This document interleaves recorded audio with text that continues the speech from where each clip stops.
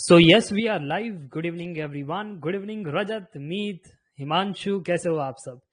चलिए रुक जाते हैं कुछ मिनट्स ताकि बाकी स्टूडेंट्स भी आ जाए, फिर लेक्चर की शुरुआत करते हैं।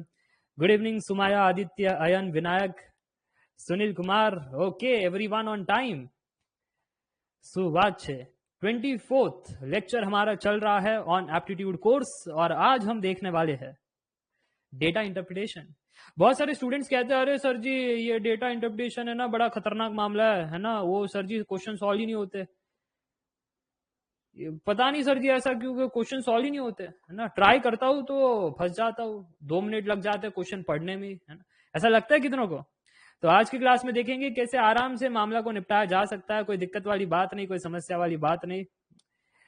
ये देखो, हाँ अब से क्वेश्चन होंगे, क्योंकि जो भी टॉपिक से आपको डर लगता है ना, लेक्चर होने के बाद उन्हीं टॉपिक में मजा आता है। एग्जाम पेपर आता है कि उन्हीं क्वेश्चन को खोजते हो। अरे परम्यूटेशन कॉम्बिनेशन आता है, टाइम एंड वर्क का सवाल आता है, अरे एवरेजेस को अच्छे से किया है, ये भी आता है। तो डरने वाला कोई बात नहीं है। आज वेराइटीज ऑफ क्वेश्चंस देखेंगे, कैसे डेटा को इंटरप्रेट किया जाता है और कैसे चीजों को बनाया जाता है। ठीक है, so yes we are on time. Should we start the lecture? एक बार यस करके बता दो।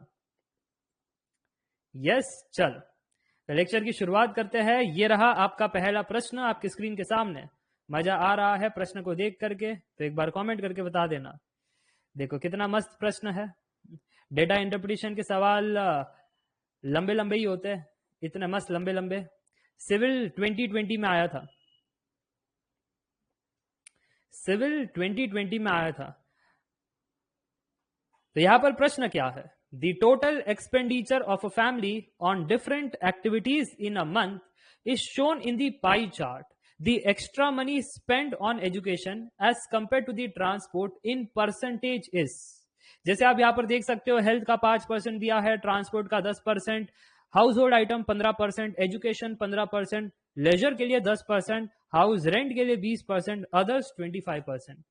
तो सवाल ये है सर जी ऐसा क्यों लगता है? ये तो हम जानते हैं, the extra money spend on education as compared to, किसी को पिन पॉइंट किया जा रहा है, कोई तो डिनोमिनेटर में आना चाहिए। टू किसको?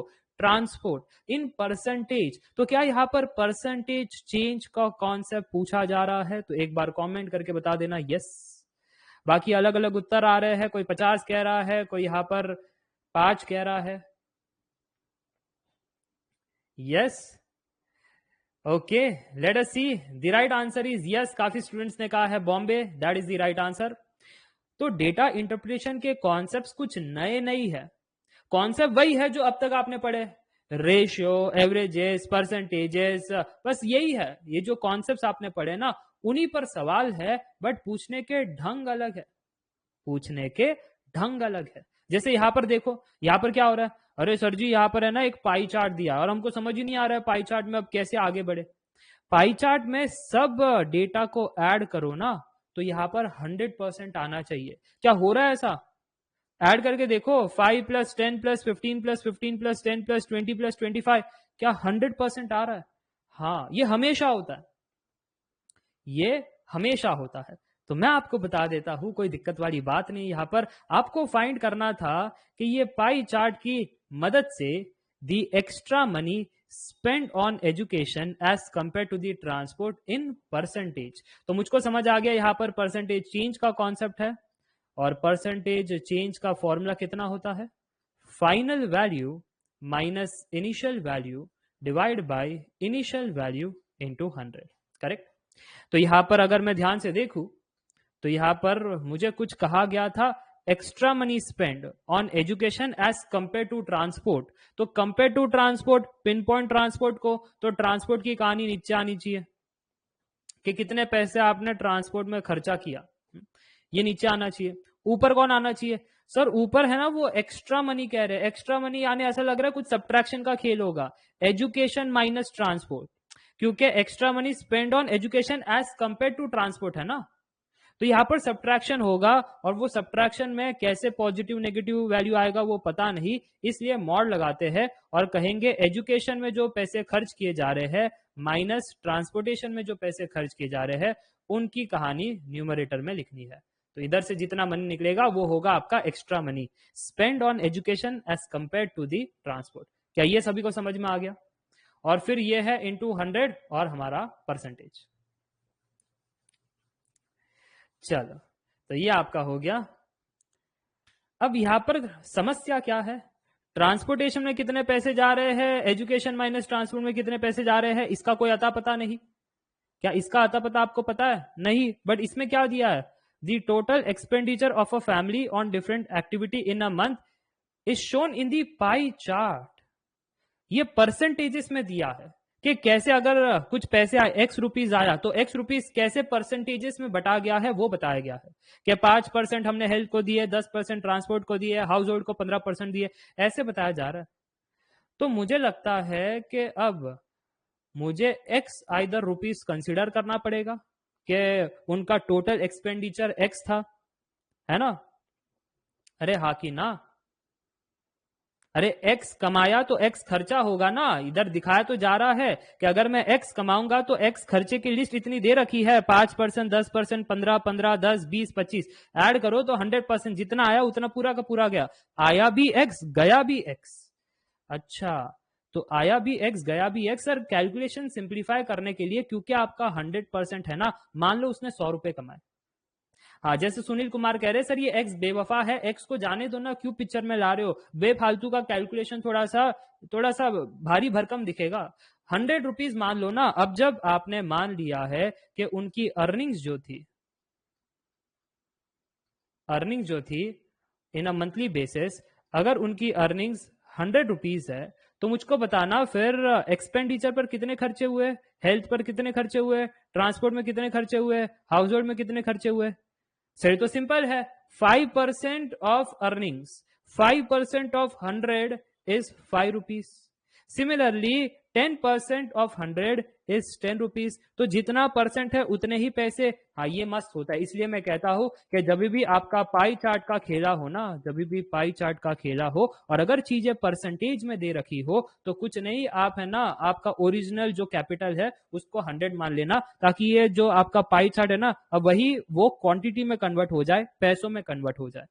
हाँ, तो अब इजी लग रहा है। एजुकेशन 15% था और फिर आपका ट्रांसपोर्ट 10% था, तो इधर से समझ आ जाता है कि ट्रांसपोर्ट में 10 रुपए का खर्चा और एजुकेशन में 15 रुपए का खर्चा। क्लियर? ये ट्रांसपोर्ट की कहानी, ये एजुकेशन की कहानी। और अगर क्लियर तो यहां पर आकर के भर दो, फिर यहां पर आकर के भर देते हैं। एजुकेशन में 15, ट्रांसपोर्ट में 10, यहां पर ट्रांसपोर्ट में 10 इंटू 100, तो यहां पर कितना बन रहा है, 5/10 into 100%, which is nothing but 50%। And hence your option B is correct. कठिन मामला है क्या? डेटा इंटरप्रिटेशन बच्चे कहते कठिन मामला है, 2-2 मार्क का आता है ये सवाल। अरे बिल्कुल कठिन मामला नहीं है, आराम से जाना है, जो जो पढ़ाई किया है ना बस उसी पर है।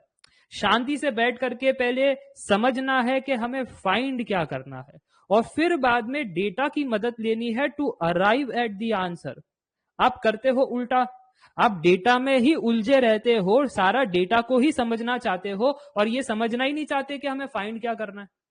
ये आपका प्रॉब्लम है। तो जब आप मुझसे पढ़ो तो याद रखना, हमेशा आपको चेक करना है कि फाइंड क्या करना है और फिर पीछे जा करके डेटा को समझना है। ठीक है, चलो लेकर चलता हूं आगे टू दी नेक्स्ट क्वेश्चन। अगला सवाल आपके स्क्रीन के सामने ये रहा, ट्राई दिस।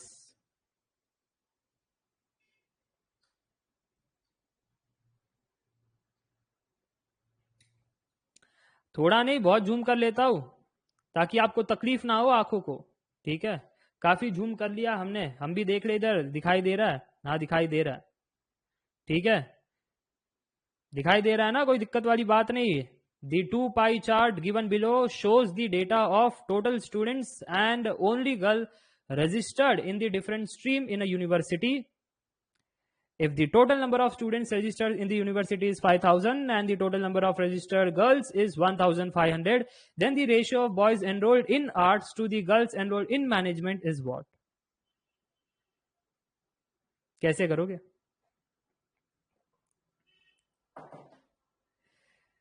अभी अभी समझाया था मैंने आपको। क्या समझाया था मैंने? कि डेटा को देख करके घबरा मत जाना, डेटा को देख करके घबरा मत जाना, सबसे पहले क्या फाइंड करना है उसके पीछे निकलो। सर हमको फाइंड करना है रेशियो। अगर हमको रेशियो फाइंड करना है तो किसका रेशियो फाइंड करना है? Boys enrolled in arts to the girls enrolled in management. क्या कहा यहां पर? यहां पर कहा है हमको that the boys enrolled in arts to the girls enrolled in management.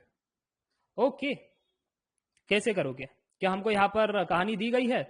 Sir कहानी थोड़ी सी ट्विस्टेड फॉर्म में दी गई है। कह रहे हैं हमको कि पहला पाई चार्ट आपको बता रहा है if the total number of students registered in the university is 5000, अगर 5000 स्टूडेंट जिसमें बॉयज गर्ल्स दोनों है, इसमें बॉयज प्लस गर्ल्स क्योंकि स्टूडेंट्स है ना, तो बॉयज प्लस गर्ल्स दोनों है। काफी सारे स्टूडेंट्स बी कह रहे हैं, तो बी गलत उत्तर है जी। पहली मैं बता देता हूं, B is the wrong answer. अब मैं जो कह रहा हूं वो सुनना, ठीक है? तो पहला जो पाई चार्ट है उसमें 5000 स्टूडेंट्स है जिसमें बॉयज एंड गर्ल्स दोनों है, और वो बॉयज एंड गर्ल्स दोनों है। 20% यहाँ पर बच्चे आर्ट्स लिए है, 15% बच्चे मैनेजमेंट लिए है, 20% साइंस, 15% कॉमर्स, 30% इंजीनियरिंग। ठीक है, मैंने कहा इधर से समझ में आ गया ये डेटा। अब ये दूसरा डेटा किसका है? वो कह रहे हैं percentage of girls enrolled in the different stream. तो यहाँ पर टोटल लड़कियां कितनी थी? 1500 बच्चे, 1500 लड़कियां थी, जिसमें से 30% लड़कियां आर्ट्स कर रही है, 15% मैनेजमेंट कर रही है, 25% साइंस है, 20% कॉमर्स एंड 10% इंजीनियरिंग। जो जाहिर सी बात है सबसे कम इंजीनियरिंग है ना? और विनायक जी कहते हैं सर जी हमने कौन सा पाप किया है, इतनी मेहनत से हमने चीजें पढ़ी बट फिर भी 10% इंजीनियर। हाँ विनायक जी, यही है सच्चाई जीवन की कि सबसे कम इंजीनियरिंग है। ओके, तो यहां पर आप नोट कीजिएगा कि ये गर्ल्स का मामला है। इधर क्या है? इधर गर्ल्स का मामला है। हमको क्या चाहिए यहां पर? Number of boys who are in arts divide by number of girls who are in management. है गर्ल्स का तो अलग से दे दिया तुमने कि 1500 लड़कियां है जिसमें अलग अलग परसेंटेज बंटवा दिया।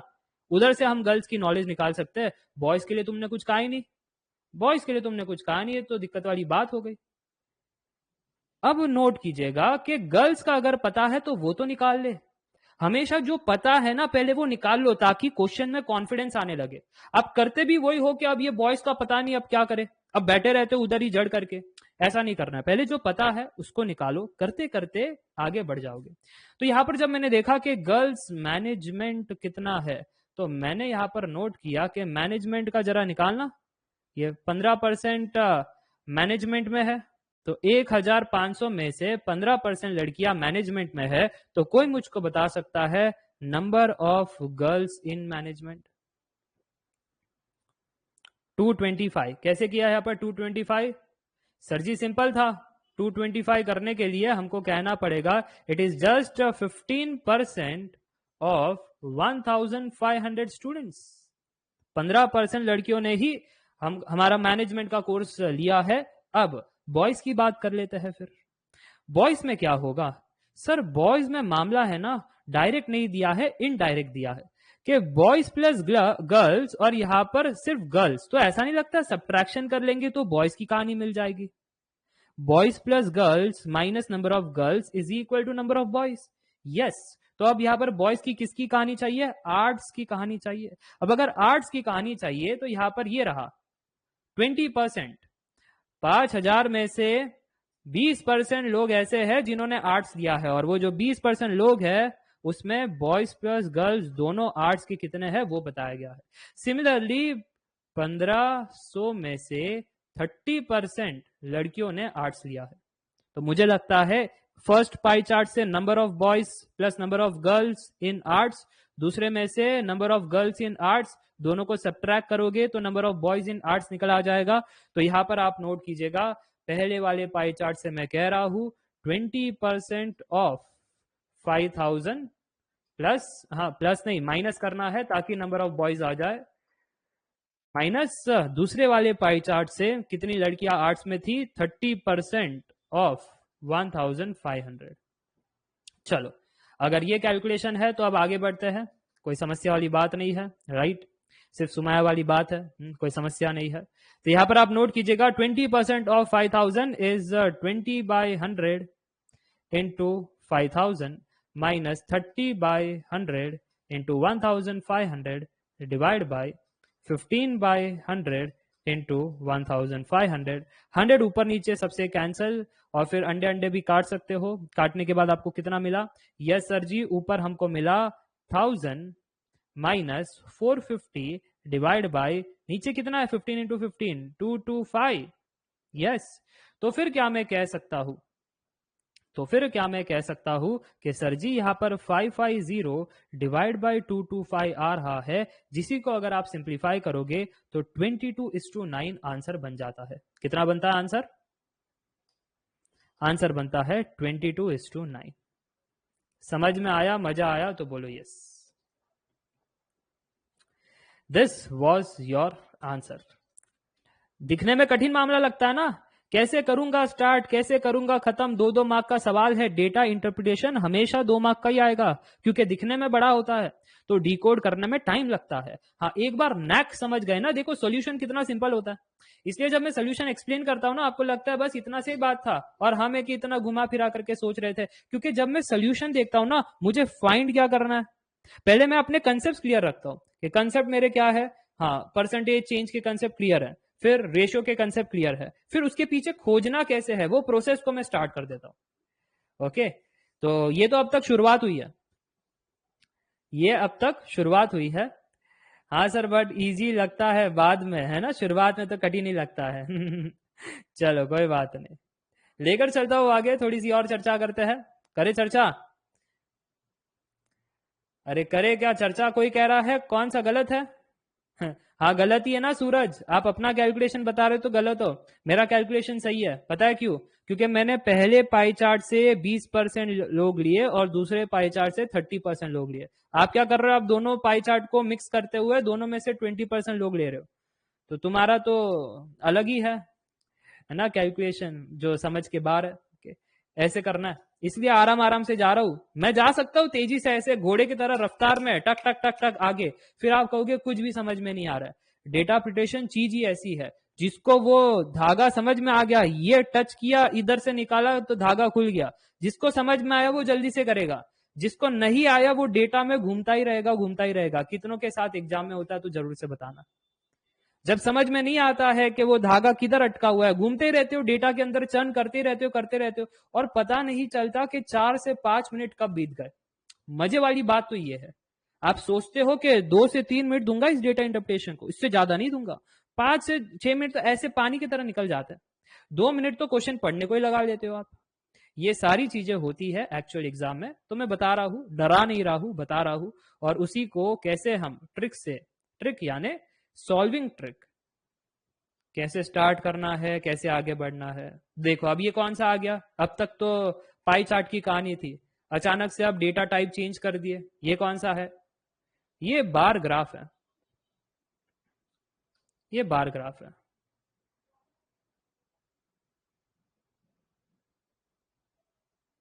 जरा बताना इसको कैसे निपटाओगे?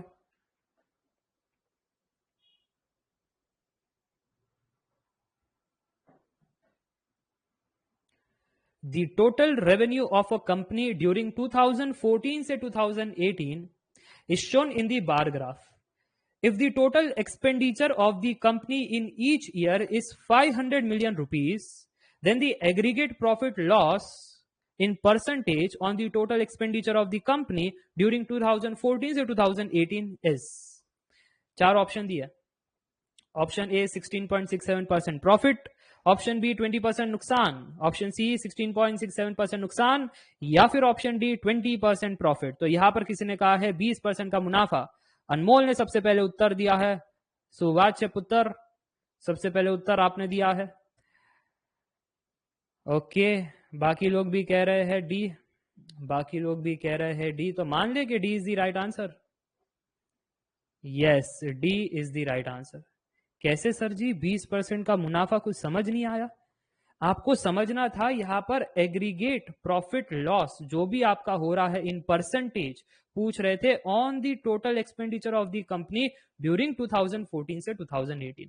इससे पता चल रहा है मेरे से परसेंटेज पूछा जा रहा है, परसेंटेज पूछा जा रहा है। So what is percentage? Concept मैंने आपको सिखाया है लेक्चर 2। परसेंटेज कैसे निकालते हैं? Requirement by total into 100। अच्छा यहां पर है ना काफी मस्त वाली बात है, हमको पता ही नहीं कि ये परसेंटेज प्रॉफिट का है या लॉस का है।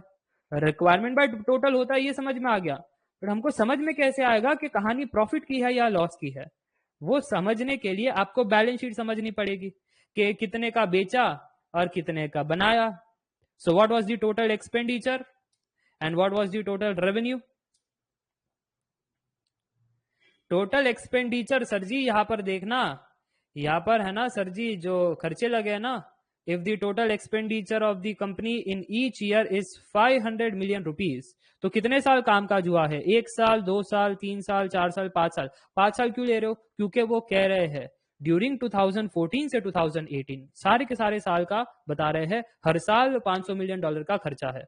सो 5 साल और हर साल आप $500 मिलियन खर्च कर रहे हो, तो कोई मुझको बता सकता है टोटल एक्सपेंडिचर कितना हुआ फिर? सर टोटल एक्सपेंडिचर है ना आपका 5 इंटू 500 मिलियन हुआ, यानी 2500 मिलियन डॉलर है या रुपीज है, कुछ भी हो जाए सर जी, है ना। वैसे यहां पर क्या दिया है? रुपीज दिया है। सो 2500 मिलियन रुपीज ये आपका खर्चा हुआ। अच्छा टोटल रेवेन्यू कितना हुआ फिर?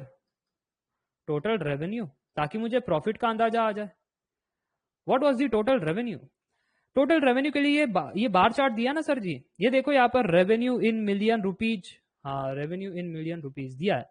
इधर कितना है? 2014 में 500 मिलियन का हुआ, 2015 में 700 मिलियन, 2016 में 800 मिलियन, 17 में 600 मिलियन, और फिर 2018 में हमारा 400 मिलियन। तो सभी को ऐड करके बताओ फिर, 500 प्लस 700 प्लस 800 प्लस 600 प्लस 400, सभी को ऐड करके कितना आ रहा है? Yes 3000 million rupees. तो कट पेस्ट का हमारा बिजनेस है, आपको पता ही है। कॉपी करेंगे यहां से और फिर हम कह देंगे कि टोटल रेवेन्यू हमारा था 3000 मिलियन रुपीस। अब बता दो यार, मेरे एक्सपेंस हुए 2500 मिलियन रुपीस के और मेरा रेवेन्यू हुआ 3000 मिलियन रुपीस का, तो कितने का मुनाफा हुआ या कितने का घाटा हुआ, क्या कहोगे?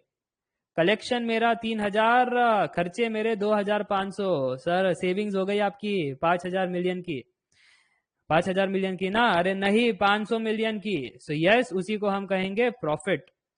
सो जो प्रॉफिट हुआ वो हमारा हुआ 3000 minus 2500, that is equal to 500 million rupees. इतना क्लियर? और अगर इतना क्लियर तो अब आते हैं इस फॉर्मूला पर, percentage is equal to requirement by total into 100। इस हिसाब से क्या हम कह सकते हैं अब?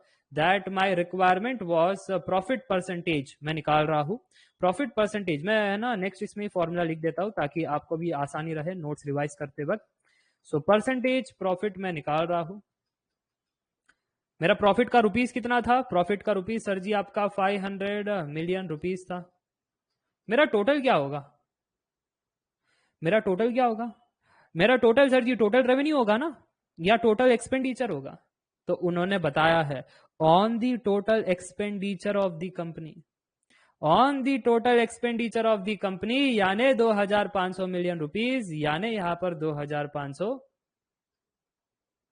मिलियन रुपीस रखना पड़ेगा इंटू 100, तब जाकर के परसेंटेज आएगा। तो जरा कैलकुलेट करके बता देना, मिलियन रुपीस कैंसल, दो अंडे अंडे काट दो, 1000 5000 और फिर 5, ये 20% आपका उत्तर आ रहा है। मजा आ गया सभी को? समझ में आ गया why the profit percentage was 20? कोई कठिन मामला नहीं है। लगता है देख करके के मामला कठिन होगा, बट है नहीं। मैं अगेन अगेन आपको समझाऊंगा हर एक क्वेश्चन से। जब तक आप डरोगे ना तब तक मैं आपको समझाऊंगा बिल्कुल कठिन नहीं है। एक बार डर भाग गया ना फिर आप आराम से सॉल्व कर पाओगे, फिर आप आराम से सॉल्व कर पाओगे। ठीक है, चल लेकर चलता हूं आगे टू दी नेक्स्ट प्रश्न। ये देखो शिवम जी आ गए, जो डर गया वो मर गया। ये देखो खतरों के खिलाड़ी ने इनको स्पॉन्सर किया है, खतरों के खिलाड़ी ने इनको स्पॉन्सर किया है। जो डर गया सो मर गया। चलो आगे, ये थोड़ा सा कठिन मामला है, ये थोड़ा सा कठिन मामला है, करो solve.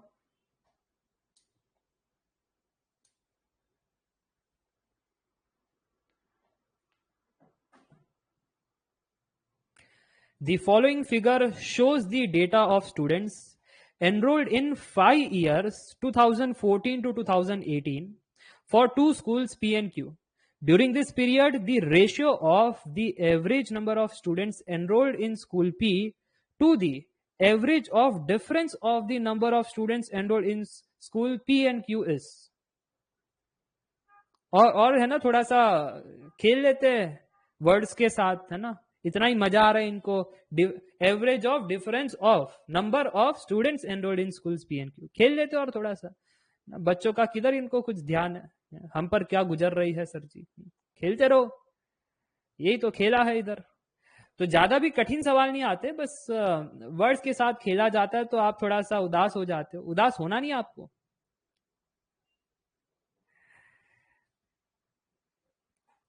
Okay, a lot of students are saying B. Very good. B is the right answer. B is the right answer. पता है क्यों 23:8 क्यों सही है? क्यों? बहुत सारे बच्चों ने सही से दे दिया. बहुत सारे बच्चों ने कहा सर हमको समझ में आ गया कि हमको रेशियो फाइंड करना है. किसका? Average number of students enrolled in school P to, यानी अब डिनोमिनेटर में क्या आएगा?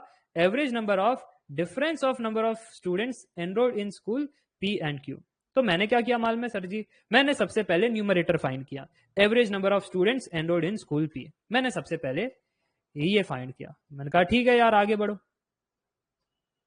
Average number of students in school P. अच्छा, एवरेज कैसे निकालते हैं? कोई फॉर्मूला एवरेज निकालने का, या कंसेप्ट पढ़ाना पड़ेगा? Average is sum by total. अच्छा, average number of students in school P. तो हम ड्यूरिंग दिस पीरियड, मैं ड्यूरिंग दिस पीरियड ये रेशियो जानना चाहता हूं. ड्यूरिंग दिस पीरियड ये कौन सा पीरियड है? ड्यूरिंग दिस पीरियड यानी 2014 से 2018. मैंने न्यूमरेटर फाइंड किया, फिर उससे कम नहीं बना, फिर डिनोमिनेटर फाइंड करना पड़ा. ये देखो गजब आदमी है ये शशांक. हाँ, तो यहाँ पर सुमार जी ने कहा है सर ड्यूरिंग दिस पीरियड यानी 2014 से 2018 अगर देखो ना तो 5 साल होते हैं. 14, 15, 16, 17, 18, 5 साल. तो टोटल कितने साल? टोटल 5 साल. गुड, टोटल 5 साल. अच्छा, ये 5 सालों में कितने बच्चे आए? 5 सालों में कितने बच्चे आए सर? ये बता रहे ना स्कूल P. ये देखो एकदम डार्किश जो है वो आपका स्कूल P है. अच्छा, कितने आए यहाँ पर? 3 बच्चे इधर आए, 5 इधर आए, फिर बाद में 2016 में भी 5 आ गए, फिर बाद में नेक्स्ट 2017 में 6 आ गए, 2018 में 4 आ गए. जरा ऐड करके बताना कितना हो गया? 3 + 5 + 5 + 6 + 4 23. Very good. क्या कहा मैंने?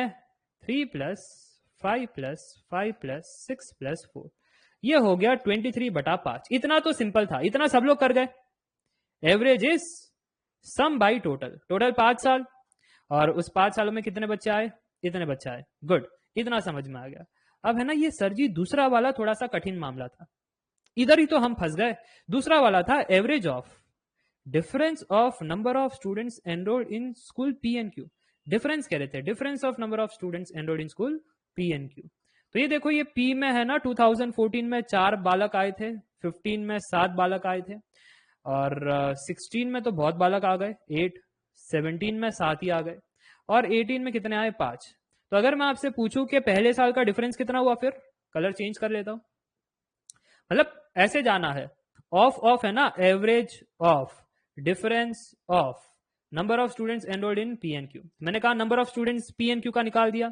अब फिर उनका फिर डिफरेंस निकालो, उनका डिफरेंस निकालो. तो चलो बता दो फिर. 4 - 3, what is the difference? Difference is 1. Good. 7 - 5, the difference is 2. Good. 8 - 5, the difference is 3. Good. 7 - 6, the difference is 1. And 5 - 4, the difference is 1. समझ में आ गया? The difference of the number of students enrolled in school P and Q. अब फिर उसका average निकालो. अब उस डेटा का एवरेज निकालो. तो अगर उस डेटा का एवरेज निकाला तो कमेंट करके कोई बता सकता है आंसर कितना आ रहा था? सोच समझ करके बताना. 8/5, क्योंकि कंसेप्ट तो यही है ना, कंसेप्ट तो यही है. हम तो इसी से जाएंगे, हम और किससे जाएंगे स्टेप नंबर 2 में। हाँ, थोड़ी सी बातें हटाएंगे, ये स्टेप नंबर 2 है। इधर थोड़ा सा मामला अलग है, अब बड़ा बड़ा स्टेटमेंट लिखना पड़ेगा। हाँ, ये क्या फायदा हुआ कट पेस्ट का बिजनेस करके? मैंने कहा हाँ, कुछ फायदा तो नहीं हुआ, बट है ना, हमको यहाँ पर थोड़ा सा अब ध्यान से देखना। स्टेप नंबर 2 में लिखना पड़ेगा कि हम फाइंड कर रहे थे average of difference of number of students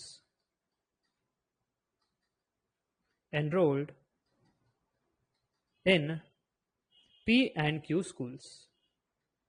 ठीक है, चलो, तो यहां पर आप देख सकते हो कि हमारे पास कौन कौन था, 1 + 2 + 3 + 1 + 1। Yes, the answer is how much? The answer is, अरे बताओ, 8/5। सभी मेरे साथ? और अगर सभी मेरे साथ तो फिर क्या अब हम बता सकते हैं ये सेकेंड टर्म डिनोमिनेटर वाला टर्म, ये मेरा पहला टर्म, इन दोनों के बीच का डिफरेंस हमसे मांग रहे थे, और अगर इन दोनों के बीच का डिफरेंस हमसे मांग रहे थे, रेशियो हमसे मांग रहे थे, तो रेशियो निकाल देते हैं। 23 divide by 5 divide by 8 divide by 5। The final answer is 23 divide by 5 divide by 8 divide by 5। The answer is 23 divide by 8। Done and dusted. मजा आ गया तो एक बार कमेंट करके बता देना यस। मजा आया? ओके, तो ये एक तरीका है सॉल्व करने का। दिस इज वन वे के सिंपल के जीवन में अगर आपको कोई कंफ्यूजन नहीं चाहिए ना, तो ये तरीका है कि कोई कंफ्यूजन नहीं चाहिए, मेरे को आराम आराम से सॉल्व करना है, और मेरे को मेक श्योर करना है कि जो भी मैं सॉल्व करूं वो आंसर हमेशा 100% ट्रू हो, विदाउट एनी अड़चनी। इट्स अ मराठी शब्द, अड़चन नहीं होनी चाहिए। ठीक है, अड़चन यानी रुकावट नहीं होनी चाहिए, है ना, प्रॉब्लम नहीं होनी चाहिए, स्मूथ गाड़ी चलनी चाहिए एकदम मस्त मक्खन की तरह। ओके, ये देखो शिवम कहता है अर्चना। हाँ, आपके मंदिर जाती ये हो अर्चना पूजा ये सब लेने? सर अगर कोई एक, हाँ मैं बता रहा हूं ना, मैं बता रहा हूं यहां पर, अब अगर आप बात करते कि सर जी मैं है ना यहाँ पर ऐसा नहीं किया जैसे आपने बताया, हमने क्या किया मालूम है, हमने है ना एवरेज पी तो पता ही था हमको, एवरेज पी पता ही था, हमने एवरेज क्यों निकाल दिया? एवरेज पी पता ही था, ये देखो स्टेप नंबर 1 में average number of students in P. अब हमने average number of students in Q निकाल दिया, दोनों को सब्ट्रैक्ट करवा दिया, और यहाँ पर आपको 8/5 कह दिया, वो भी चलेगा, बात घूम फिर करके वही होती है ना। समझ में आ रही है? बात घूम फिर करके वही होती है, जो मैंने इस प्रकार किया है आप घुमा फिरा करके वैसे कह रहे हो कि आपने क्यू का एवरेज ले लिया, फिर पी का एवरेज माइनस क्यू का एवरेज, और आप यहाँ पर कह रहे हो। मैंने सीधा कह दिया, there is no issue at all.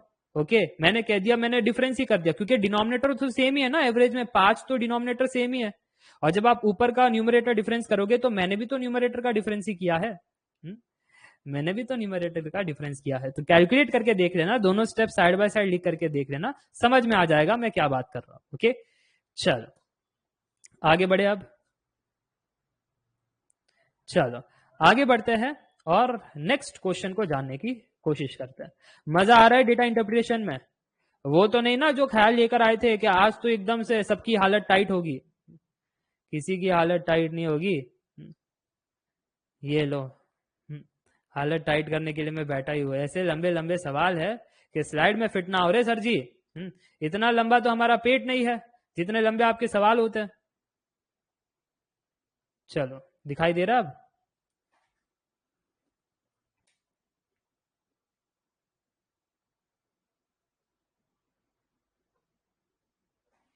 हम तो सब पहली बार पढ़ रहे हैं, क्या झूठ बोल रहे हो? इतने इतने महीनों तक आपने हमारे साथ मैथमेटिक्स और एप्टीट्यूड पढ़ा है, जिनमें यही सब कंसेप्ट थे घूम फिर करके।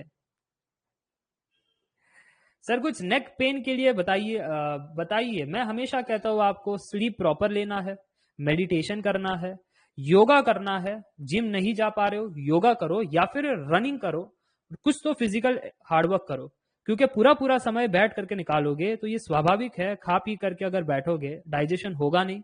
एक तो पेट खराब की प्रॉब्लम, दूसरा मोटापा निकलेगा, कंसंट्रेशन कम होगा, बार बार आपको नींद आएगी। और ये कोई टैबलेट वैबलेट खाना मत, ये तो एक झमेला है। कुछ हुआ नहीं कि सब कुछ इंस्टेंट चाहिए, बाहर से कुछ सोल्यूशन अंदर डाल दो, कुछ CO2 H2O सब बना करके अंदर डाल दो, है ना। ऐसा नहीं कि अंदर की जो शक्तियां है उसे भी थोड़ी सी जागरूक करे। जैसे अंदर मेरे कंसेप्ट क्लियर थे, उनको जागरूक करने के लिए श्रेनिक सर के पास आए हैं कि हमको मैथमेटिक्स आता है, प्लस माइनस करना, मल्टीप्लाई करना, एडिशन करना, है ना, वो सही ढंग से नहीं आता है, तो श्रेनिक सर ने बता दिया। तो वही बात है कि आपके अंदर वो शक्तियां है, उसको जागरूक करने के लिए योगा, एक्सरसाइज, ये सारी चीजें है। सुबह उठ करके भागो, आधा घंटा ही क्यों ना हो गया, बनाओ, अपने मन पर काबू करने के ये तरकीब है, ताकि मन और शरीर आपके काबू में हो और आप उनके काबू में ना हो। बड़ा फर्क है इन दोनों में। बहुत सारे बच्चे अपने शरीर के काबू में है, आपका शरीर आपके काबू में नहीं है। चलो यहां पर एक कहा है किसी ने, ये कह रहे हो एलिगेंसी, ओके एलिगेंस, या फिर एग्जीक्यूटिव, या स्मूथ या सॉफ्ट। बी, चलो बिल्कुल B is the right answer. ऐसा क्यों पता है बी सही क्यों है? क्योंकि है ना, बच्चों ने यहां पर पढ़ा नहीं कि यहां पर पूछा क्या है, अब बस सॉल्व किए जा रहे हो किए जा रहे हो। यहां पर पूछा है which product contributes the greatest fraction to the revenue of the company in that year, in that year, एक साल यानी क्वार्टर 1 की कमाई, क्वार्टर 2 की कमाई, 3 की कमाई, 4 की कमाई, सभी को ऐड करो, सभी की कमाई ऐड करनी है, तब जाकर के एक साल बनता है। साल वाल देखा नहीं होगा, इधर से कुछ किया होगा, एलिगेंस का निकालता हूं, इसका इसका इसका, अच्छा किस में से ज्यादा आया फिर बता देता हूं। हाँ, इसलिए कहता हूं हर बार, मैंने स्टार्ट से कहा है ये चीज, ये डेटा के अंदर फंसना है, फंसना है, फंसना है, तो सिर्फ डेटा पर ध्यान देना। डेटा से बाहर निकलना है तो क्या चाहिए, उस पर फोकस करना।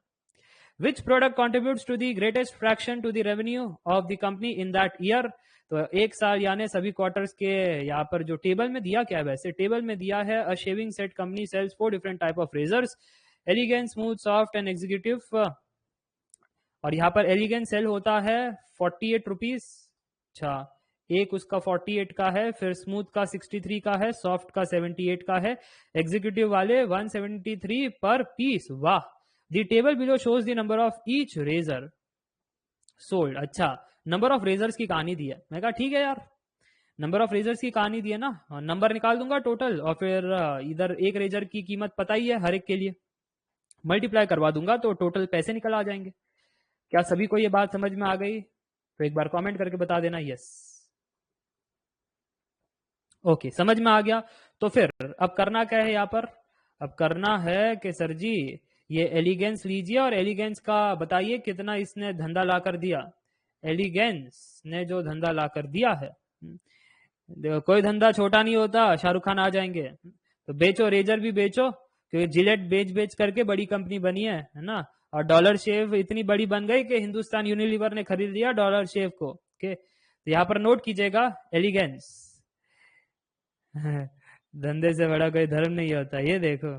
तो नोट कीजिएगा कि एलिगेंस में क्वार्टर 1 में इतना यूनिट सेल हुआ, नेक्स्ट में इतना, नेक्स्ट में इतना, नेक्स्ट में इतना, तो टोटल कितना हुआ ऐड करते हुए कोई बता सकता है? 27300 प्लस 25222 प्लस 28976 प्लस 21012। ओके, ये तो मेरे हो गए total number of pieces I have sold in 1 year. तो नंबर ऑफ पीसेस हो गए। अब हर एक पीस की कीमत कितनी है भाई, क्योंकि हमको एट दी एंड धंधा बताना है। हर एक पीस की कीमत थी 48, सो टोटल इतने पीसेस इंटू 48 रुपीज, तो टोटल धंधा मिल जाएगा। सो आपको बताना है अब 102510 आना चाहिए ऐड करते वक्त, इंटू 48। अरे हाँ की ना, और अगर हाँ तो फिर 4920480। क्या मैंने सही किया है? चेक कर लो कंप्यूटर जी, मेरे कैलकुलेशन और बच्चों के कैलकुलेशन में अंतर क्यों आ रहा है? क्या मैंने सही से कैलकुलेट किया है? बिल्कुल मैंने सही से कैलकुलेट किया है। कौन से लोग हैं जो गलत गलत उत्तर देते हैं जी? सो 4920480, इतना एक साल में 49,20,480 का धंधा हुआ था। 48 क्यों पैसे मांग रहे हैं ना भाई, एट दी एंड कितना greatest fraction to the revenue, पैसे मांग रहे गोश, नंबर ऑफ यूनिट्स नहीं मांग रहे, पैसे, revenue to the company. Okay, in that year, तो इतना रेवेन्यू एलिगेंस ने करके दिया। अब अगर मैं आपसे पूछूं कि स्मूथ ने कितना करके दिया, तो क्या आप कमेंट करके बता सकते हो? फिर इन सभी को ऐड करो इनटू 68। अगर आपसे किसी ने पूछा कि सॉफ्ट ने कितना करके दिया धंधा, इन सभी को ऐड करो इनटू 78। एग्जीक्यूटिव ने कितना धंधा करके दिया, इन सभी को ऐड करो इनटू 173। और अगर आप साइड बाय साइड सब कुछ रखोगे ना ये कैलकुलेशन, तो आपको पता चलेगा एलिगेंस ने हमको दिया था 4920,480 रुपीज। वही अगर मैं बात करूं स्मूथ के बारे में, तो स्मूथ ने कैलकुलेट करके दिया, उसकी टोटल सेल प्रोडक्ट हुई थी इतनी, टोटल प्रोडक्ट इतने बिके थे और हर एक प्रोडक्ट की कीमत 63 थी। इसके लिए 50,43,717 रुपीज इसने लाकर दिया। अगर आप सॉफ्ट के बारे में बात करोगे, तो हर क्वार्टर के प्रोडक्ट सब बेचे हुए अगर आप ऐड करो तो इतने प्रोडक्ट बेच दिए थे और हर एक प्रोडक्ट की कीमत 78 थी। सो 5630,508 इतना धंधा लाकर दिया। और अगर मैं बात करूं एग्जीक्यूटिव की, तो एग्जीक्यूटिव ने यहाँ पर 39284 प्रोडक्ट बेच डाले, जिसमें हर एक प्रोडक्ट की कीमत 173 थी, यानी 67,96132 रुपीस यहाँ पर सेल हुआ है। तो सबसे ज्यादा धंधा एग्जीक्यूटिव ने लाकर दिया है। So 67 lakh is the maximum, hence option B is the correct answer. मजा आ गया? अब मैं भी ऐसे करूं क्या वो सर की तरह, पैसे ही पैसा, पैसे ही पैसा, पैसा ही पैसा होगा? हाँ, तो काफी बढ़िया था वो। सर इतना जल्दी कैलकुलेशन कैसे कर लिया कैलकुलेटर से? धंधा धर्म नहीं है ये देखो। हाँ, और कुछ सब सीखी सुनाई बातें है ना, सब सीखी सुनाई बातें, खुद खुद का ओरिजिनल तो कुछ है नहीं, है ना। धंधा धर्म से ये नहीं होता, और फिर बाद में चीप पीपल कांट अफोर्ड, खुद खुद भी तो कुछ कर लो। अरे सर नहीं, वो खुद से करे ना तो घर वाले बेइज्जती करते, पढ़ाई लिखाई नहीं करेगा ना तो यही सब काम करने पड़ेंगे, केले बेचने पड़ेंगे, चाय बेचना पड़ेगा। इधर लोग चाय बेच बेच करके एमबीए चाय वाला बन रहे हैं, है ना। इधर चाय बेच बेच करके लोग पीएम बन रहे हैं, और हमको कहते हैं घर वाले के तू तो फिर चाय ही बेचेगा और जिंदगी में कुछ कर नहीं पाएगा, तुम झाड़ू ही लगाओगे। झाड़ू लगा लगा करके लोगों ने पॉलिटिकल पार्टियां बना ली है। बताओ यार क्या चल रहा है ये जिंदगी में। तो नोट कीजिएगा कि यहाँ पर एग्जीक्यूटिव वाले ने सबसे ज्यादा रेवेन्यू ला कर दिया, hence your option Bombay was correct. Yes और नो? क्या सबको समझ में आ गया कैसे सॉल्व करना है, डेटा को कैसे इंटरप्रेट करना है? गलतियां मत करना। गलती यही होती है कि आप है ना सही ढंग से पढ़ते नहीं हो क्वेश्चन को। सही ढंग से पढ़ोगे ना तब समझ में आएगा करना क्या है। लेकर चलता हूं आगे टू द नेक्स्ट क्वेश्चन। अगला सवाल आपकी स्क्रीन के सामने ये रहा, पढ़ लो। सवाल तो मस्त दिख रहा है।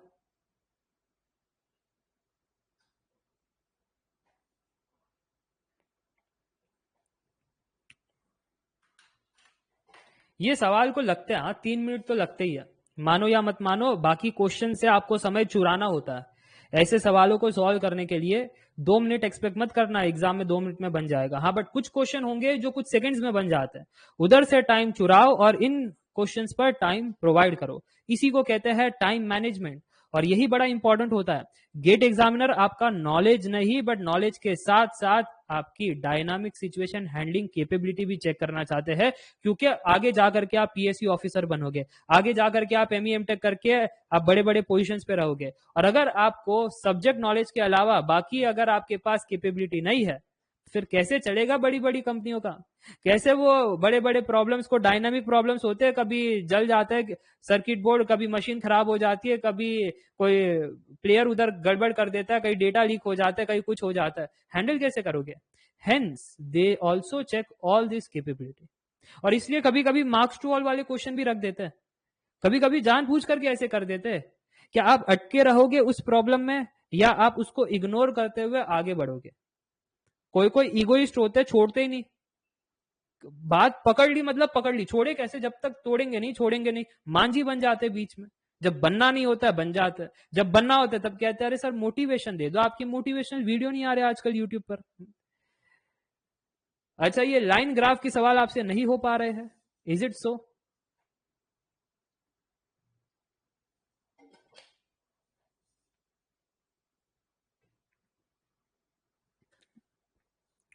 कितना परसेंटेज पूछा गया है? किसी ने 140 बोला, क्या बात है, 140 बोलने वाले बिल्कुल सही पहचाने, 140। देखो सबसे पहले मैं रीड आउट कर लेता हूं। The ratio of male to female students in a college for 5 years is plotted in the following line graph.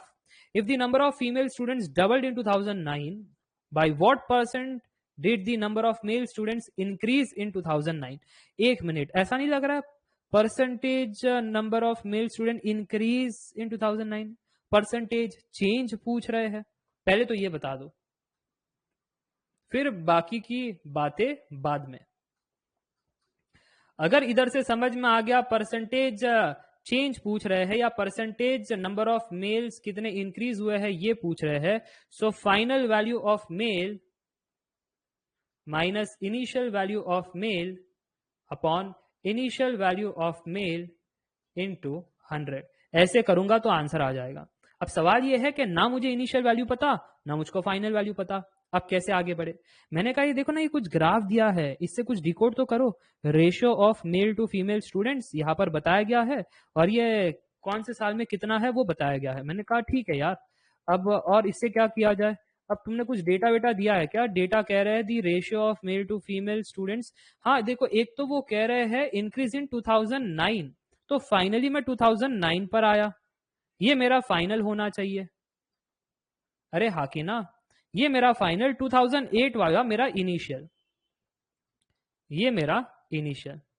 Okay, तो फाइनल और इनिशियल समझ में आ रहा है, बट एग्जैक्ट वैल्यू नहीं दिए है। रेशियो दिया है, एग्जैक्ट वैल्यू नहीं दिए। क्या रेशियो मेरे को मदद कर सकता है इधर? चलो ट्राई करते हैं। तो ये जो इनिशियल का मामला है, इनिशियल का मामला ratio of male to female है, सो m बाई एफ कितना दिया है? m बाई एफ दिया है यहाँ पर 25, ये देखो यहाँ पर 25 दिया है। सो मेरे मेल कितने हुए यहाँ पर? मेल हुए 25 टाइम्स ऑफ f, हा कि ना? मेल हमारे हुए 25, हाँ 25 नहीं सर, 2.5 है, माई बैड 2.5, कलर चेंज कर लेते हैं, 2.5। ओके, अब ठीक है।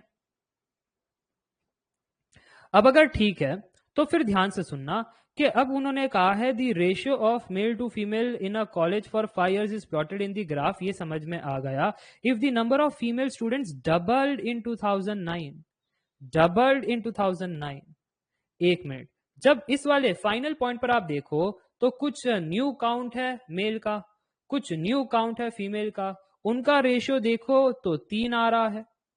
मैंने कहा फिर वो जो न्यू मेल्स थे वो कितने थे? वो 3 टाइम्स ऑफ न्यू फीमेल्स थे। मैंने कहा कि यहाँ पर देखो डेटा में कुछ कहा है, if the number of female students doubled in 2009, previous वाले से कंपेयर करो तो अब दोगुना दिखाई दे रही है। तो क्या मैं ऐसा कह सकता हूं hashtag that f dash was 2 times of f, क्योंकि 2008 में हमने f लड़कियां मान ली है, सो 2009 में डबल हो गई, स्वाभाविक है f dash 2 times of f होगा। अच्छा, तो क्या मुझको 2009 में कितने आदमी थे क्या उसके बारे में पता चल गए? m dash is equal to 3 into F dash की जगह 2 टाइम्स f यानी 6f।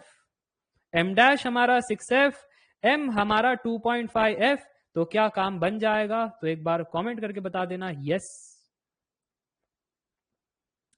एक बार कमेंट करके बता देना यस। यस, तो फिर आगे बढ़ते हैं यहां पर और कहते हैं कि न्यू आदमी कितने? 6f, इनिशियल आदमी कितने? 2.5f, इनिशियल आदमी कितने? 2.5f, और इनिशियल कितने थे? इनिशियल 2.5f ही थे, इंटू 100, f ऊपर नीचे कैंसल, तो कोई कमेंट करके बता सकता है कितने आदमी आए? 140 percentage. Yes, that is the final answer. मजा आ गया? सभी को समझ में आ गया? तो एक बार कमेंट करके बता देना यस। क्लियर? कोई प्रॉब्लम नहीं, कोई समस्या नहीं, कोई दुविधा नहीं? चल, अब अगर ये चीज समझ में आ गई तो एकदम ऐसे ही डेटा इधर को आया था, चेक करो, क्या ये आप निपटा पाओगे?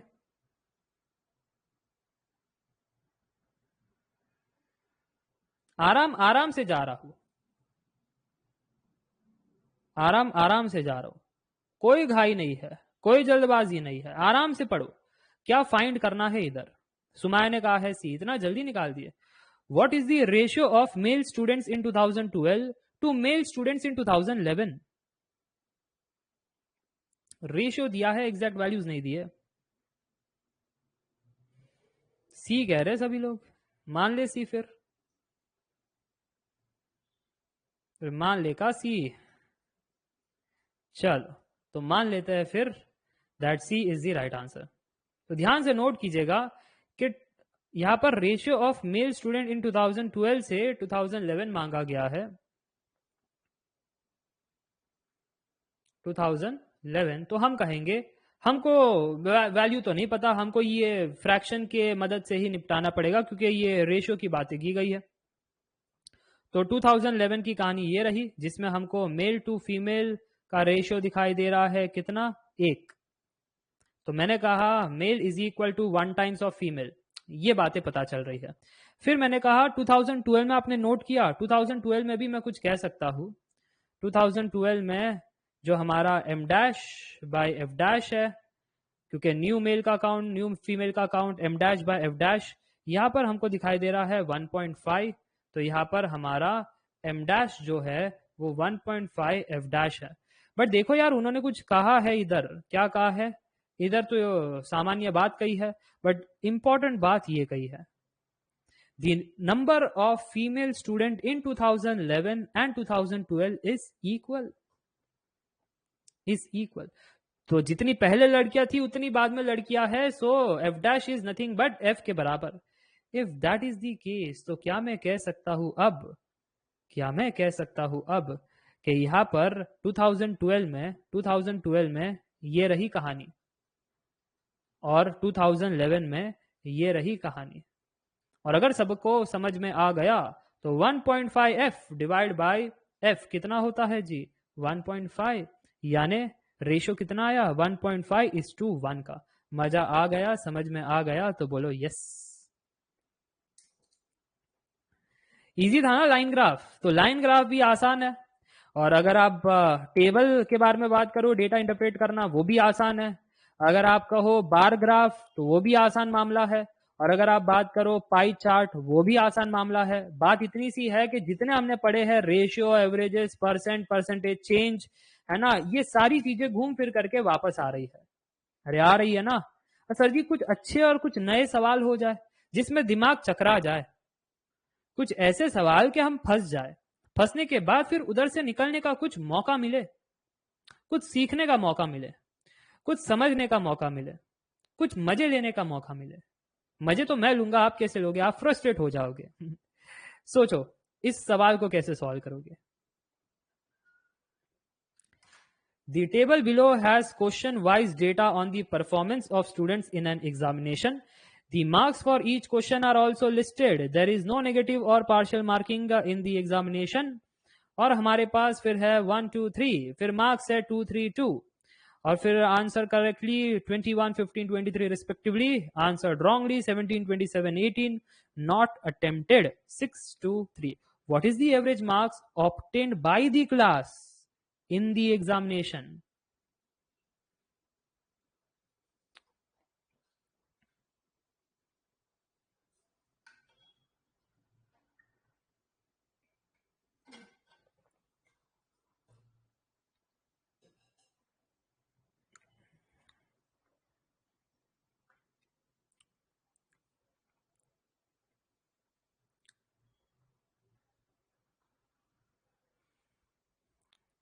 क्या हो गया, डेटा में घूम गए क्या? फिर से डेटा में घूमना नहीं है, डेटा में समझ में आ गया ना कि टेबल हमको बता रहा है कि कितने क्वेश्चंस का मामला था यहाँ पर। Question wise data on the performance of the student in an examination. फिर the marks for each question are also listed, answer correctly, not correctly, कितने मार्क्स है। फिर पूछ रहे हैं there is no negative marking और partial marking in the examination, तो फिर एवरेज मार्क्स बताइए। Yes Sumaya, B is the wrong answer.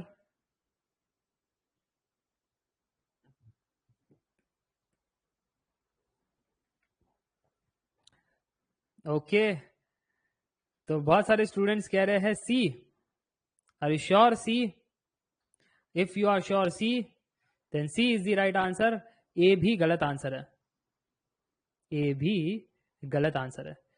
मुझे निकालना था average of the marks obtained by the class in the examination. जब ये वाली चीज मुझको निकालनी है तो एवरेज ऑफ मार्क्स ऑब्टेन्ड है ना, तो न्यूमरेटर में मेरा टोटल मार्क्स होना चाहिए, टोटल मार्क्स। डिनोमिनेटर में क्या होना चाहिए, टोटल नंबर ऑफ स्टूडेंट्स, क्योंकि एवरेज मार्क्स ऑब्टेन्ड बाय किसका, एक सिंगल स्टूडेंट का या फिर पूरे के पूरे क्लास का, ये नोट करने वाली बात थी। पूरे के पूरे क्लास का कह रहे हैं ना, marks obtained by the class, class यानी टोटल नंबर ऑफ स्टूडेंट्स, एक क्लास में जितने भी बच्चे हैं यानी टोटल नंबर ऑफ स्टूडेंट्स। अब ये टोटल मार्क्स और ये टोटल नंबर ऑफ स्टूडेंट्स निकाले कैसे, समस्या यही है। देखो सर मस्त बात तो ये है, देयर इज नो नेगेटिव और पार्शियल मार्किंग इन दी एग्जामिनेशन, इसलिए ये क्वेश्चन आसान है, इसलिए ये क्वेश्चन 2 मार्क का है या 1 मार्क का है, ठीक है। क्योंकि अगर इसमें और थोड़ा सा आप अंदर अंदर घुसते तो फिर बाद में 5-6 मार्क का क्वेश्चन हो सकता था। तो फिलहाल ये 1 मार्क का सवाल है तो आसानी रख रहे हैं, इतना और समझ में आ जाता है। देखो 1 मार्कर टेलीकॉम ने electrical computer science 2014, okay. Soni कहती है सेमेस्टर का पेपर बन जाता, हाँ बिल्कुल सोनी जी। अब नोट कीजिएगा यहाँ पर टोटल मार्क्स कितने हैं, वो फाइंड करने के लिए आंसर्ड करेक्टली इससे ही मिलेगा, आंसर्ड रॉन्गली से कुछ नहीं मिलेगा, no negative, not attempt partial marking वार्शियल मार्किंग कुछ भी नहीं है, नॉट अटेम्प्ट का मार्क्स भी नहीं है, तो इससे कुछ नहीं मिलेगा। अब अगर मैं आंसर्ड करेक्टली देखूं तो 21 क्वेश्चन सही से आंसर किए गए और हर क्वेश्चन के 2 मार्क्स थे। सो क्या मैं इस चीज को आगे बढ़ाते हुए कह सकता हूं, my average is equal to now 21 question सही से बनाए और हर क्वेश्चन के 2 मार्क्स थे, तो टोटल इतने मार्क्स हो गए फॉर दी क्वेश्चन 1। अच्छा क्वेश्चन 2 में कितने फिर हो गए, ये 15 क्वेश्चन सही किए और हर क्वेश्चन के 3 मार्क्स थे, तो क्वेश्चन 2 से कितने मार्क्स प्राप्त हुए हैं क्लास को, सर जी यहाँ पर 15 इंटू 3 कहना पड़ेगा, प्लस लास्ट क्वेश्चन से कितने मार्क्स प्राप्त हुए हैं 23 इंटू 2 कहना पड़ेगा।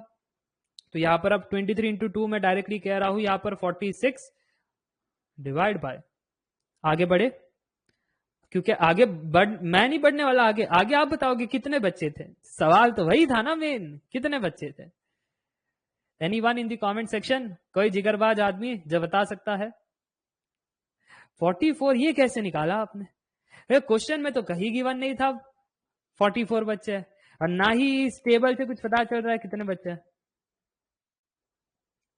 सर पता चल रहा है, सर आपने देखा नहीं कि जब बच्चे पेपर लिखेंगे तो बच्चे कुछ ना कुछ तो करेंगे, आइदर वो क्वेश्चन छोड़ देंगे या वो क्वेश्चन गलत बनाएंगे या वो क्वेश्चन सही बनाएंगे। जब क्वेश्चन आपके सामने है तो 3 ही तो ऑप्शन है, आइदर सही बनाओगे, गलत बनाओगे या छोड़ दोगे। और अगर ऐसी बात है तो आप बताना कि कितने बच्चों ने सही बनाया, कितने बच्चों ने गलत बनाया, कितने बच्चों ने छोड़ दिया। जब सभी को ऐड करोगे तो आपको कंफर्मेशन मिल जाएगा कि कितने बच्चे क्लास में थे। ये इनडायरेक्ट तरीका है कि आपसे फिगर इट आउट करने के लिए कि कितने बच्चे क्लास में थे। तो यहाँ पर 21 प्लस 17 प्लस 6 यानी 44। ये कंफर्मेशन जानने के लिए नीचे को भी ऐड करके देखो, और वही तो बच्चे हैं जो क्वेश्चन नंबर 2 भी अटेम्प्ट करेंगे। फिर से किसी का सही होगा, किसी का गलत होगा, कोई छोड़ देगा। हाँ तो ऐड करके बताओ कितना आ रहा है। फिर वही है क्वेश्चन 3 भी होगा, ऐड करके बताओ कितना आ रहा है। हाँ इसका मतलब 44 बच्चे थे भाई, 44 बच्चे थे, ठीक है। तो यहाँ पर आप नोट कीजिएगा 44 बच्चे थे, तो फिर कैलकुलेट करके कितना आ रहा है, शायद से आपको कैलकुलेट करके एवरेज का आंसर आ रहा होगा 3.0227। और अगर ये बात है तो उसको हम सिमिलर टू 3.02 कह सकते हैं। मजा आया या नहीं तो एक बार कमेंट करके जरूर बताना यस, मजा आया। ये था आपका सवाल, average is total marks by total number of students. पहले ये पता होना चाहिए कि न्यूमरेटर में क्या रखे, डिनोमिनेटर में क्या रखे। न्यूमरेटर में बच्चे मार्क्स तो रख देते हैं कि हाँ टोटल मार्क्स बताना है, बट डिनोमिनेटर में एक बच्चा ले लेते हैं या फिर कुछ गड़बड़ कर देते हैं। डिनोमिनेटर में पूरी की पूरी क्लास है भाई, यानी total number of students. Total marks निकालना अपने आप में थोड़ा सा एनालिटिकल मामला था कि डेटा को समझो, उस हिसाब से आगे बढ़ो। The marks for each question are also listed, तो बता रहे थे क्वेश्चन 1 का 2 मार्क, क्वेश्चन 2 का 3 मार्क, क्वेश्चन 3 का 2 मार्क। कितने बच्चों ने सही बनाया उस हिसाब से टोटल मार्क्स बन गए। और बच्चों ने क्वेश्चंस अटेम्प्ट किए थे, तो उधर से फिगर इट आउट करो कि कितने बच्चे थे। कोई कह रहा है सर एक क्लास ट्रैप का ही ले लो और कुछ, है ना। डिमांडे तो देखो इनकी डिमांड है कि सर प्रैक्टिस करके जो गलतियां करेंगे वो आप एडवांस के में ही आप, है ना, एक क्लास करके बता दो, ताकि हमको प्रैक्टिस भी ना करना पड़े। हाँ, एक काम करता हूं, आपकी जगह फिर मैं ही पेपर लिख देता हूं और फिर मैं ही फिर पीएससी नौकरी ले लूंगा, आईटी एमटेक कर लूंगा और सब मैं ही करूंगा। आप करोगे क्या? आप बैठ करके फिर मेरे को कह देना, हाँ सर जी अब जाओ इधर जाना, फ्यूचर आपका ब्राइट होगा, है ना, उधर जाना। करना ही सब काम मुझसे ही करवाना है, तो आप करोगे क्या? मेरे को ये भी तो बता दो। वैसे ही मैं बहुत काम कर रहा हूँ, यूट्यूब पर आपके लिए 3-3 चैनल पर वीडियोस अपलोड करते रहता हूँ, ठीक है, श्रेनिक जैन पर, जॉब अपडेट्स पर बताते रहता हूँ, भाई साहब इधर जॉब है, इधर अप्रेंटिसशिप है, कुछ ना कुछ तो किया करो। क्योंकि कॉलेज में बैठे बैठे कुछ नहीं होगा, और वो जो खतरनाक लोग हैं ना आपके कॉलेज के, प्रोफेसर नामक कोई प्राणी होता है ना, प्रोफेसर नामक प्राणी, जो आपको कहते हैं कि हमारा अगर आप अटेंडेंस फुल रखोगे क्लास में, अगर आप हमारे सब्जेक्ट में फुल मार्क्स लेकर आओगे, तो आपको बढ़िया जॉब मिलेगी, आपको बढ़िया पैकेज मिलेंगे, आपके गेट में मार्क्स आएंगे, जिसमें दूर दूर तक कोई सच्चाई नहीं। हाँ, सच्चाई जरूर ये है कि उनका जो रेज्यूमे है, उनका जो होता है ना कि एट दी एंड के इन टीचर में कितना परसेंटेज अटेंडेंस था, उन टीचर में कितना था, हाँ तो ये टीचर अच्छा काम कर रहा है, वो टीचर अच्छा काम कर रहा है, उनके बेनिफिट के लिए आपका बलि चढ़ाया जाता है। ओए होए होए होए सर, ये क्या बात कर दी आपने? सच्चाई मैंने कह दी, ये मैंने सच्चाई कह दी। तो उनके चक्रों में फंसना मत, नहीं तो आधा से ज्यादा जिंदगी उधर ही बर्बाद हो जाएगा। अंत तक आते आते पता भी नहीं चलेगा थर्ड ईयर तक कि हमारे साथ क्या स्कैम हुआ है। और जब फोर्थ ईयर में आओगे, यही टीचर कहेंगे जाओ अभी प्रोजेक्ट्स करो, जाओ अभी कोडिंग पढ़ो, जाओ अभी गेट के लिए प्रिपेयर करो, जाओ अभी ये करो, और आप कहोगे सर आपकी अटेंडेंस, सर आपके वो टॉपर, सब्जेक्ट टॉपर, सर आपके इतने सब नोट्स बनाए, वो उसका उसका कुछ नहीं, जाओ तुम आगे जाओ अब, है ना, अब नेक्स्ट बैच को पढ़ाना है। तो समझ रहे हो ना, ये सच्चाई कोई नहीं बताएगा, ये वही बताएगा जिसके पीछे मेरा क्या स्वार्थ है, मेरा क्या स्वार्थ है आप सभी को। आप मेरे क्लास में आते ही इसलिए हो ताकि आपको सच्चाई पता चलती है, आते ही इसलिए हो ताकि ज्ञान मिलता है, कंसेप्ट समझ में आता है, क्वेश्चन सॉल्व होते हैं, सच्चाई पता चलती है, स्ट्रेटेजी मिलती है, गाइडेंस मिलता है, एक्सपीरियंस मिलता है, ट्रिक्स मिलता है, इसलिए तो मेरे क्लास में आते हो।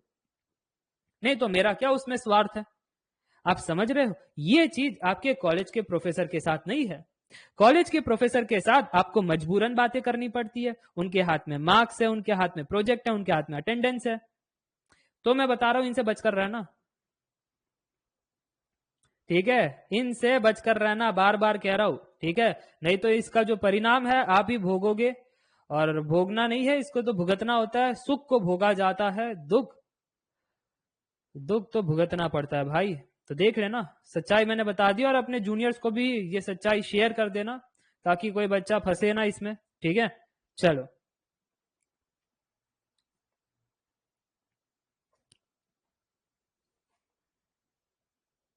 शशांक कह रहे मैंने कोई क्लास नहीं लगाई ये है ना, यही है एक उपद्रवी आदमी, है ना, ये प्रोफेसर की क्लास बैठते नहीं, और फिर बाद में प्रोफेसर चिल्लम चिल्ली करते हैं। कौन से टीचर है जो तुमको सिखाते हैं कि कॉलेज के प्रोफेसर के लेक्चर्स बैठने नहीं होते हैं? बुलाओ उन टीचर्स को हमारे सामने। हम है कि हम सामने आएंगे नहीं, क्योंकि हम तो वर्चुअल पढ़ाते हैं। अब बात ही करो हमसे, आ जाओ डिबेट करो यूट्यूब पर, 10,000 लोग देखेंगे हमारे साथ, आ जाओ, हम रेडी है। The pi chart below has the breakup.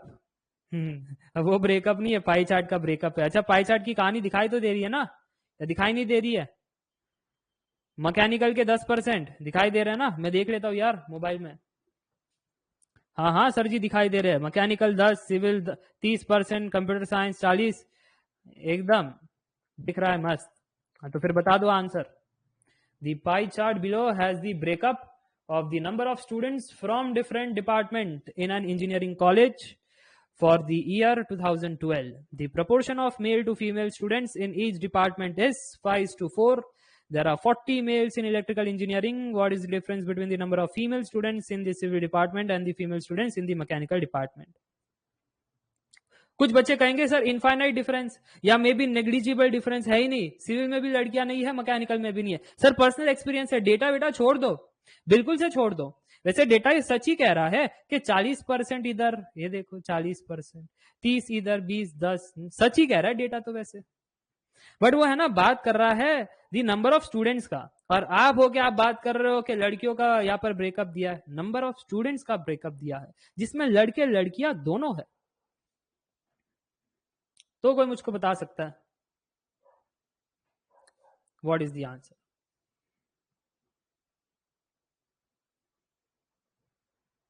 Forty is not the answer.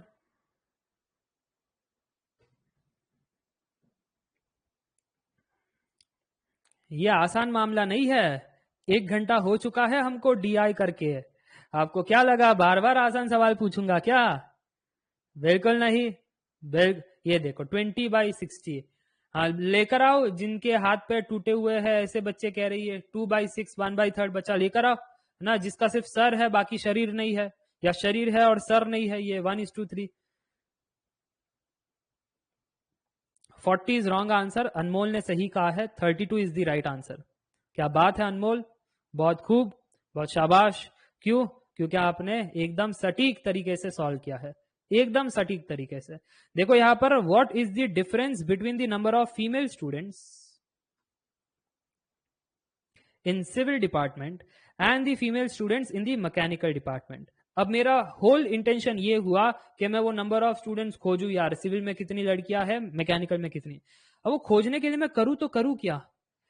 तो मेरे को अब डेटा इंटरप्रेट करना पड़ेगा। The pie chart below has the breakup of the number of students from different department in an engineering college 2002। इसका मतलब ये जो पाई चार्ट दिया है वो बॉयज और गर्ल्स दोनों को मिला करके कह रहा है, या मेल और फीमेल, क्योंकि यहाँ पर फीमेल का जिक्र किया गया है। तो बॉयज और गर्ल्स तो स्कूल की बातें हो गई, मेल और फीमेल कहो तो लगता है कॉलेज में आए हो। हाँ बिल्कुल। सो मेल प्लस फीमेल की बात की गई है पाई चार्ट में, यस। और फिर परसेंटेज में दिया है ऊपर से। तो सर जी वो मान ले वो 100 बच्चे थे, नहीं मान सकते इधर। ऐसा क्यों सर जी, क्यों नहीं मान सकते? क्योंकि इन्होंने कुछ डेटा दिया है इधर। The proportion of male to female student in each department is 5:4. There are 40 males in the electrical engineering. Data दे दिया, अज्यूम कैसे करोगे फिर? फर्स्ट क्वेश्चन में कुछ डेटा नहीं दिया था तो हमने अज्यूम कर लिया, डेटा नहीं दिया तो हमारे लिए तो बल्ले बल्ले है। क्यों? क्योंकि हमने 100 मान लिया था। इधर ऐसा नहीं कर सकते, इधर फंसा दिया हमको। दो बातें बता दी, एक तो मेल इज टू फीमेल का रेशियो, दूसरा इलेक्ट्रिकल इंजीनियरिंग में कितने आदमी थे, है सांबा कितने आदमी थे, वो बता दिया। तो क्या अब मैं आपसे ये कहूं वो डेटा को लिखा जाए मेल टू फीमेल का रेशियो 5/4, और दूसरा डेटा था कि यहाँ पर 40 मेल इन इलेक्ट्रिकल इंजीनियरिंग। अच्छा, इन दो डेटा से कुछ कुछ पता चल रहा है आपको, या मुझे ही पता चला? शायद आपको पता चल ही गया होगा। Anybody in the comment section, कुछ पता चला आपको? 32 किधर से पता चल गया? हाँ सर जी, यहाँ पर है ना ये इनकी 32 लड़कियों के बारे में बता रहे हैं ना। हाँ यहाँ पर देखो ना कि अगर मेल टू फीमेल का रेशियो 5/4 है तो मेल का काउंट पता है 40 आदमी है, फीमेल का काउंट पता नहीं। फिर उसके बाद 5/4, तो कोई मुझको कमेंट करके बता सकता है कि 40 आदमी थे तो फिर फीमेल कितनी हो गई फिर? 32। यस, फीमेल हमारी 32 हो गई, रीअरेंज कर दिया तो 32 आ गया। अच्छा फिर इलेक्ट्रिकल इंजीनियरिंग में कितने बच्चे हो गए?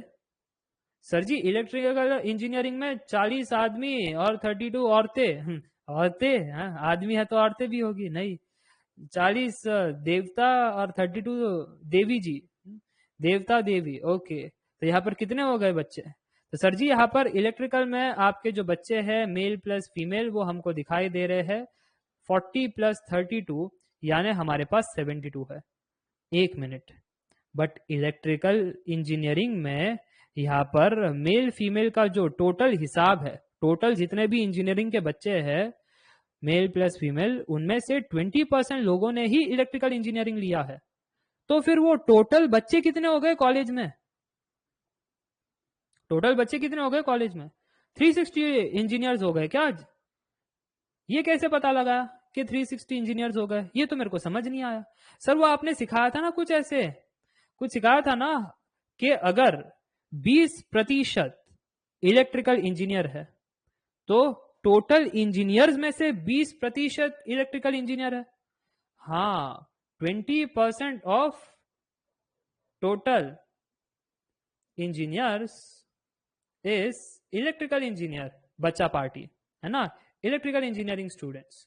तो मैंने कहा 20% of total is equal to electrical engineering students male plus female कितना काउंट, 72 का काउंट, अभी अभी निकाला 72 का काउंट। तो फिर कोई मुझको बता सकता है 20/100 into total that is equal to 72, so how much is the total engineering students? Simple है, 72 into 100 divide by 2 which is nothing but 360। तो इतने बच्चे हमारे इंजीनियरिंग कर रहे हैं। अब बात समझ में आ गई? अब अगर बात समझ में आ गई कि ये कहानी निपट गई सर जी कि हमारे पास 360 बच्चे हैं इन टोटल, अब बात करते हैं कि वो फीमेल वाला काउंट निकाल सकते हैं कि female student in civil and female student in mechanical. पकड़ो एक एक डिपार्टमेंट। अब सिविल पर हमला बोलो, हमला हो जाए सिविल पर।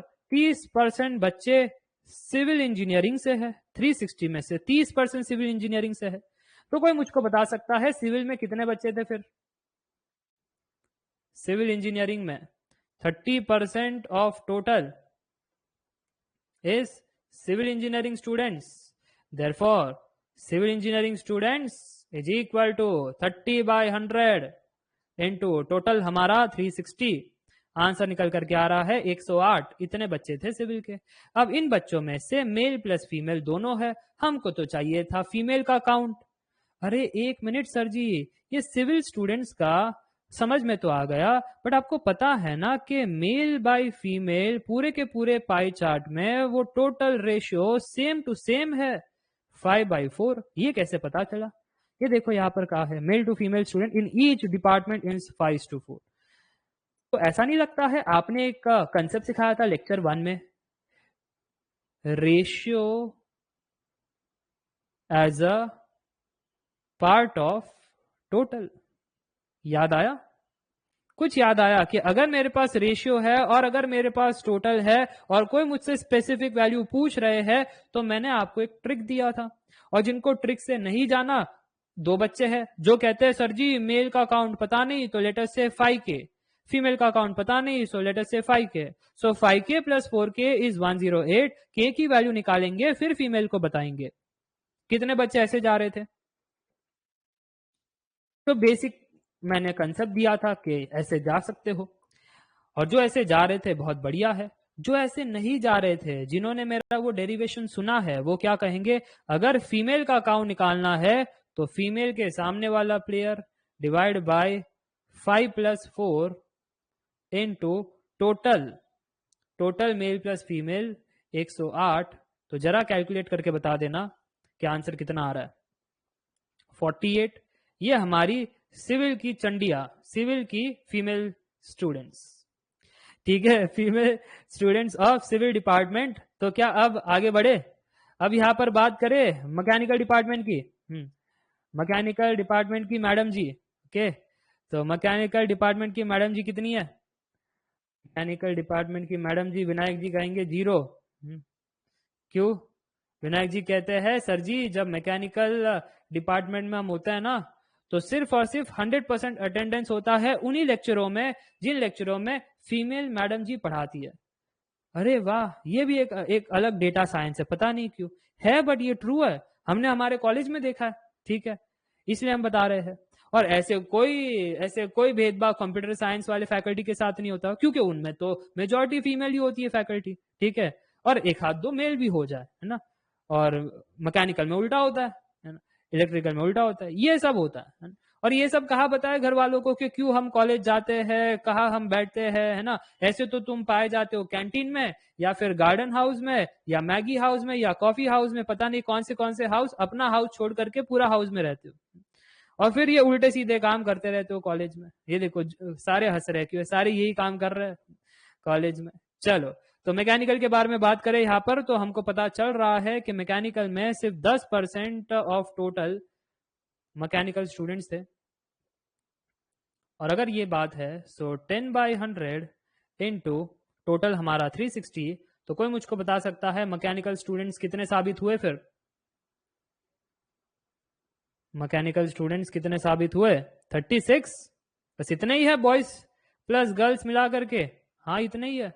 अच्छा फिर अब बात करते हैं वो मेल बाय फीमेल का रेशियो कितना, मेल बाय फीमेल का रेशियो 5/4, तो फिर फीमेल का काउंट कितना 4/4 + 5 इंटू टोटल, टोटल आपका 36। तो यहां पर आंसर आ रहा है, कमेंट करके बताना 16। क्या 16 सभी को आ रहा है मैक के लिए?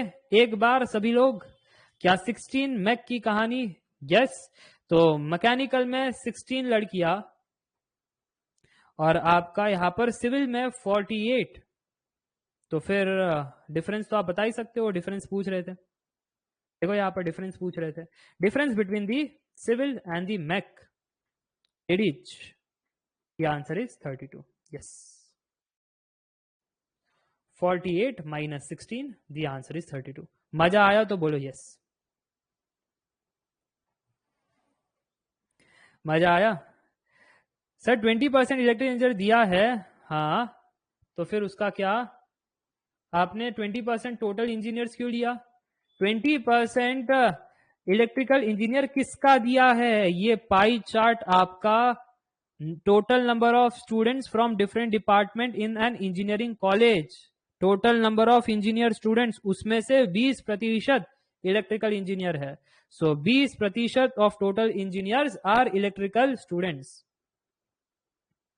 फिर वो कह रहे हैं कि हमको इलेक्ट्रिकल स्टूडेंट्स तो पता ही नहीं है। हाँ बट इलेक्ट्रिकल स्टूडेंट्स पता नहीं, बट उनको पता है कि 40 मेल स्टूडेंट्स है इन इलेक्ट्रिकल, और उनको ये भी पता है हर डिपार्टमेंट में m/f 5/4 का है। तो इन लॉजिक से फीमेल को निकाला, तो मेल प्लस फीमेल किया तो कितने बच्चे इलेक्ट्रिकल में है वो पता चल गया। वो पता चल गया तो इस इक्वेशन से टोटल पता चल गया। टोटल पता चल गया तो आगे काम आसान बन गया फिर, कि सिविल में कितने बच्चे थे, फिर उसमें से लड़कियां कितनी है, मैक में कितने बच्चे थे, फिर उसमें से लड़कियां कितनी है, फिर उनके डिफरेंस निकाल करके बता दिए। दिखने में कठिन हो सकता है बट है नहीं कठिन सवाल। ओके, है नहीं कठिन सवाल। सर हर क्वेश्चन में डॉट से डॉट करना पड़ता है, ये क्या है डॉट से? हाँ इसमें कोई ट्रिक विक नहीं है, क्या करे, ट्रिक नहीं है। और वैसे कंसेप्ट ही सिंपल है ना, कंसेप्ट ही तो सिंपल है। क्या कंसेप्ट कठिन है क्या? देख लो यार, कहीं पर कुछ ऐसा लगा कंसेप्ट कठिन है, बात यह है कि वो डेटा मिलता ही नहीं कि डाले कहां पर या स्टार्ट कैसे करे। बहुतों का दिक्कत ही ये है, बड़ा बड़ा पढ़ लेते हैं फिर सोचते हैं कि इतना डेटा लिखने के लिए है तो स्टार्ट किधर से करे। पीछे से स्टार्ट करो, पीछे से स्टार्ट करो। देखो हमेशा मैं पीछे से स्टार्ट करता हूं, पीछे से स्टार्ट करके आगे बढ़ता हूं। क्या आपने नोट किया? हमेशा मैंने यही किया है, पीछे से स्टार्ट किया कि M 2012 M 2011, फिर मैंने स्टार्ट किया। हर बार मैं ऐसे ही करता हूं कि देखो परसेंटेज M इंक्रीज, ऐसा फॉर्मूला, अब स्टार्ट करो, डेटा पर जाओ और डेटा निकाल करके बताओ। हमेशा ऐसा ही किया मैंने। अगर आप भी ऐसा करोगे तो फिर आपको आंसर आ जाएगा। और मैं इतने सारे वेरियस सवाल बना भी रहा हूं आपके सामने, और ये सब पढ़ाया गया है आपको। एक भी कंसेप्ट ऐसा नहीं है कि average, percentage, percentage change, ratio या फिर कुछ भी पूछ लो आप, सारा का सारा करवाया गया है। So it's very very easy. तो एक 2021 का सवाल करना चाहोगे? इतना इम्प्रैक्टिकल डेटा कौन देता है भाई? देते हैं कुछ लोग, ताकि मैकेनिकल वाले ऐसे खुश रहे कि ये डेटा शायद एमटेक का होगा। ये डेटा शायद एमटेक का होगा। सच्चाई उधर भी नहीं है, मैं बता रहा हूं आपको, सच्चाई उधर भी नहीं है। सच्चाई सिर्फ काल्पनिक होती है कि सर वो लव मैरिज करके खुश किधर रहते हैं? सपनों में। सर जी वो प्यार भरी मोहब्बत वो सब बातें कब करते हैं? सपनों में, है ना। सच्चाई में किधर होती है? सच्चाई में फिर बाद में तो वही होता है जो आपको पता ही है, ब्रेकअप, फिर बाद में ब्रेकअप सॉन्ग पर मिलियन व्यूज, फिर अरिजीत सिंह का वायरल होना, दर्शन रावल और ऐसे सिंगरों का आना, ठीक है, फिर आपका वही गुनगुनाते रहना, फिर अंत में मालूम पड़ना कि करियर भी नामक कोई चीज होती है जिनसे पूरी जिंदगी हमने पहली शादी की है ना। करियर नामक कोई चीज होती है जिनसे हमने शादी की है, फिर उसके बाद कुछ दूसरी शादी होती है, जैसे फैमिली सेट करना और बाकी चीजें। चलो, कोई मेरे को बता सकता है इसका आंसर क्या होगा?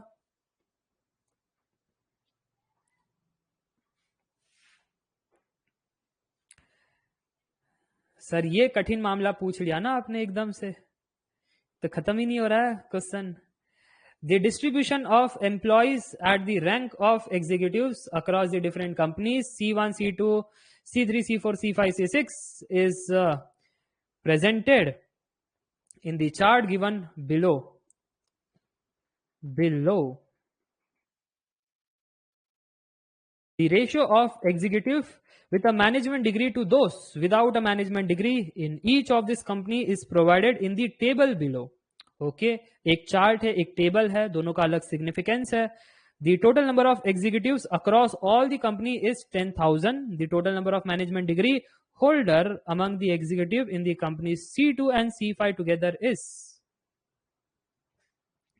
सोनी जी ने बी कहा है. अरे वाह सोनी जी, कितना सोना आंसर कहा है. क्यों? क्योंकि पहला बच्चा किसी ने आंसर कहा, वो भी एकदम से सटीक आंसर. अनमोल जी इस बार आप गलत हो गए. ठीक है, द राइट आंसर इज, है ना, सोनी जी को पता है. अरे सही नहीं है, गलत है. अनमोल कभी गलत देते हैं क्या? अनमोल का उत्तर ही अनमोल होता है. 1900 इज द राइट आंसर. ठीक है, सुमाया जी आपका भी गलत है. सोनी जी एकदम से अरे वाह सर जी मैंने चलो, तो yes Anmol 1900 is the right answer.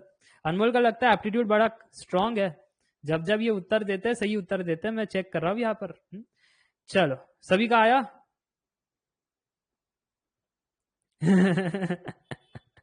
ठीक है, यस मेरे कारण ये देखो सारा श्रेय हमारे ऊपर. कल को उठ करके गलत भी कर दे सर जी, देखो क्रेडिट भी दिए थे तो फिर बाद में क्रिटिक भी देंगे, है ना. हम भी सर जी आपकी तरह ज्ञानी बन चुके हैं.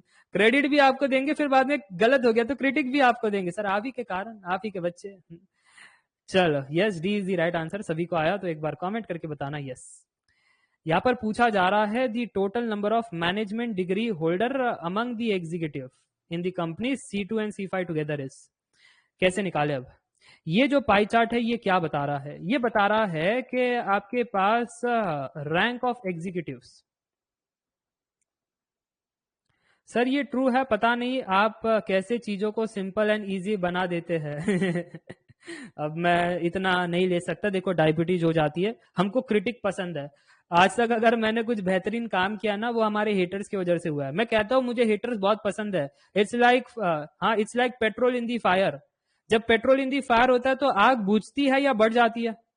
मेरे साथ हमेशा वही हुआ है, आग बढ़ जाती है. तो मैं डबल मेहनत करता हूँ, डबल एफर्ट करता हूँ, डबल ट्रिक्स एंड टेक्निक्स निकालता हूँ. ठीक है, तो ये सारी चीज होती है.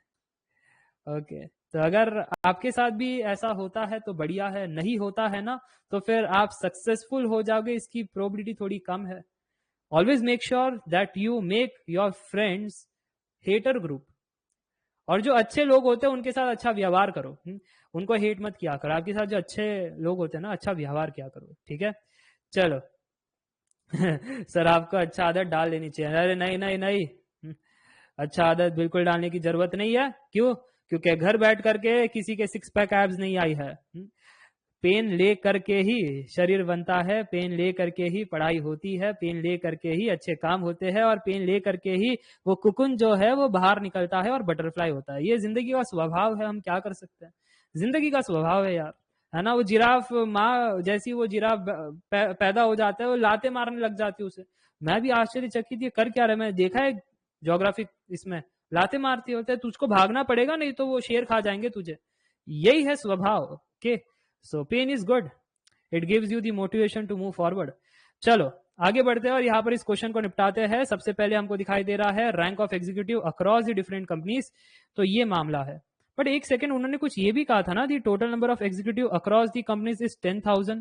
तो ये तो परसेंटेज उन्होंने दिया है, तो मैं 100 नहीं ले सकता कि पूरे के पूरे इसमें 100 एग्जीक्यूटिव थे, क्योंकि उन्होंने स्पेसिफिक बताया है कि 10,000 एग्जीक्यूटिव थे और इस प्रकार से अब बटे हुए हैं. तो स्वाभाविक है आप भी मेरे को बता दोगे. अब अगर मैं आपसे ये कह रहा हूं कि C2 एंड C5 पर इनकी नजरें है, तो C2 में कितने एग्जीक्यूटिव्स और C5 में कितने एग्जीक्यूटिव्स? एनीबडी? C2 में कितने एग्जीक्यूटिव्स, C5 में कितने एग्जीक्यूटिव्स? 5% ऑफ 10,000 करोगे तो C2 के एग्जीक्यूटिव्स मिल जाएंगे. 20% ऑफ 10,000 करोगे तो C5 के एग्जीक्यूटिव्स मिल जाएंगे. So please tell me 500 and 2000. Yes, और इसलिए सोनी जी ने दोनों को ऐड करके 2500 बता दिया. कोई कह रहा है 10,000 से ही क्यों मल्टीप्लाई करवाया? ये चार्ट हमको distribution of employees at the rank of executive across the different companies बता रहे हैं. और ये वाला जो स्टेटमेंट है जो मैंने यहाँ पर बताया है, दी total number of executives across the all company is 10,000। पूरा का पूरा पाई चार्ट में जितने भी एग्जीक्यूटिव है सभी को ऐड करोगे तो 10,000 बनता है। ठीक है, तो उस हिसाब से अब अगर मैं आपसे कहूं कि यहाँ पर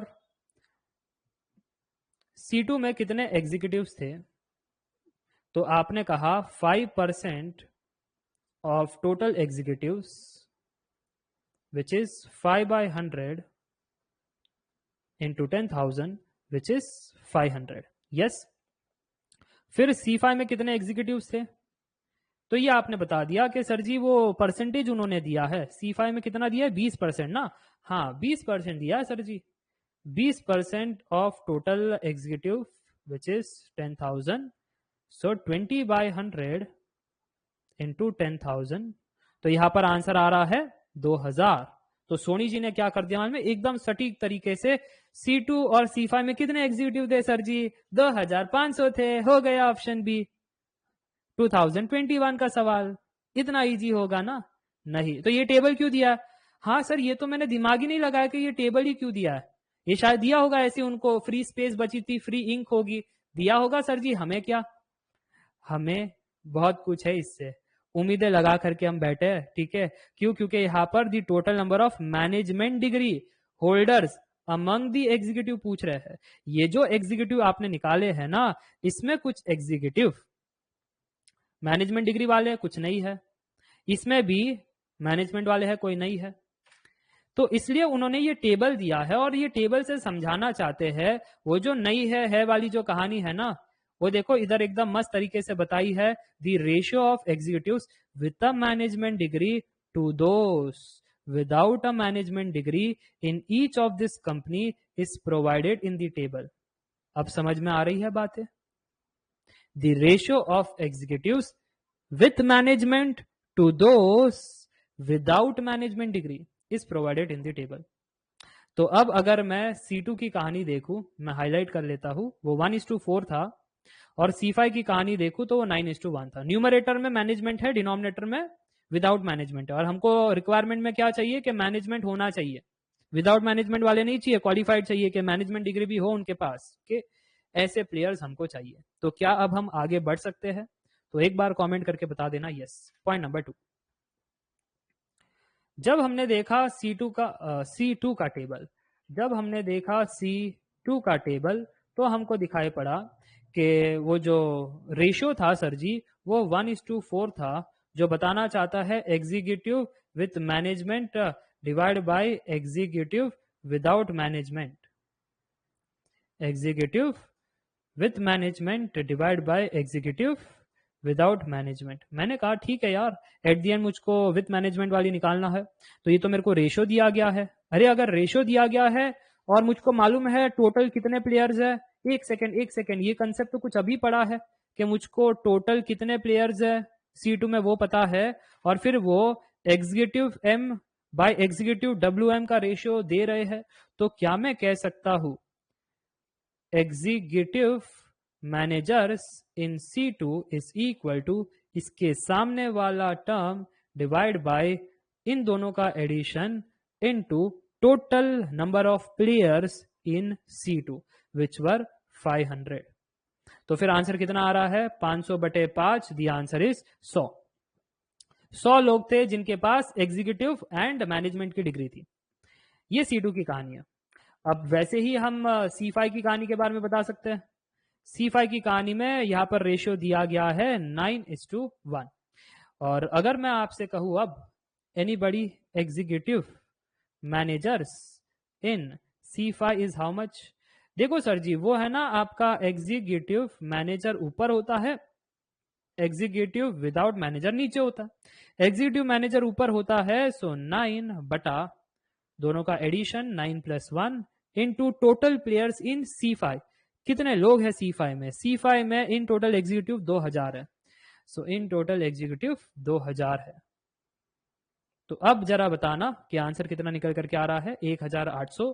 तो क्या अब बात समझ में आ गई, एग्जीक्यूटिव मैनेजर इन C2 100 प्लस एग्जीक्यूटिव मैनेजर इन C5 1800, एडिशन करने पर 1900, and yes that is the final answer. मजा आ गया तो बोलना यस।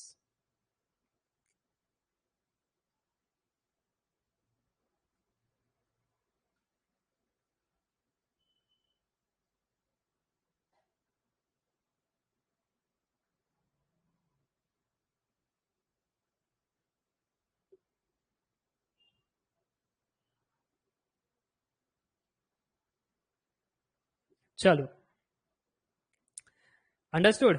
ओके, सो ये थी पूरी कहानी। अब जिन स्टूडेंट को इससे नहीं समझ में आता है, सर ये आप क्या करते हो, ये रेशियो एज अ टोटल है ना, ये क्या करते हो, तो आपको लेक्चर 1 देखना है।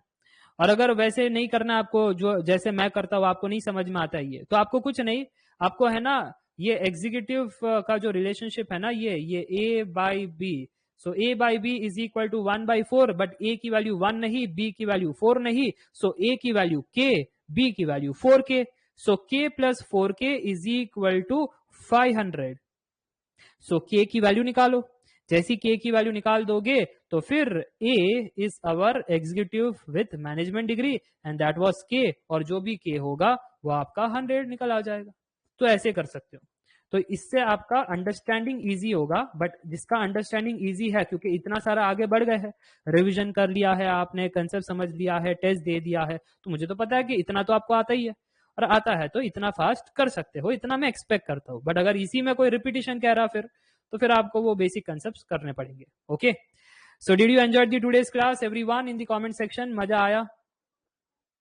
कैसा रहा डेटा इंटरप्रिटेशन की कहानी? पाई चार्ट के बारे में बता दिया, परसेंटेज चेंज के बारे में बता दिया, बार ग्राफ के बारे में बता दिया, उसके बाद हमने देखा टेबल से कैसे चीजें सॉल्व करनी है, फिर लाइन ग्राफ के बारे में बता दिया, ठीक है, फिर बाद में ट्विस्टेड टेबल्स के कॉन्सेप्ट्स कैसे फंसाया जाता है, पाई चार्ट को कैसे डिकोड किया जाता है, ठीक है। और ये देखो आप, pie chart, table, everything mix, तो ऐसे सवाल आ सकते हैं, तो पढ़ते रहना, आगे बढ़ते रहना। ओके, पढ़ते रहना। ये देखो आज 12 बजे तक एक्सटेंड, हाँ पार्टी करेंगे ना, पार्टी ऑल नाइट। क्यों? क्योंकि सर कुछ कम लेक्चर्स बच गए हैं, इसके बाद लेक्चर्स खत्म हो जाएंगे, इसके बाद क्या करेंगे हम, क्या करेंगे हम, है ना। कुछ बच्चे कंप्यूटर्स वाले होते हैं बेचारे, सर जी एक तो ये मुश्किल से आपके लेक्चर्स देर से स्टार्ट हुए थे, बीच में हम बचे थे ऐसे, अब क्या करें, है ना, अब तो मैथमेटिक्स तो हमारे सिलेबस में नहीं है। हाँ सब आएगा, स्पेशल एप्टीट्यूड का मतलब वो मैं बताऊंगा ना, डरते क्यों हो, मीत आने तो दो टॉपिक।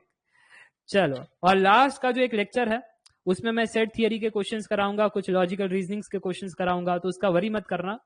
सो लास्ट लेक्चर एक गेट पीवाईक्यू करके मैंने टाइटल दिया है, उसी का मतलब ये है कि जो रिमेनिंग टॉपिक्स है उन पर मैं चर्चा करूं। Okay, so you will enjoy.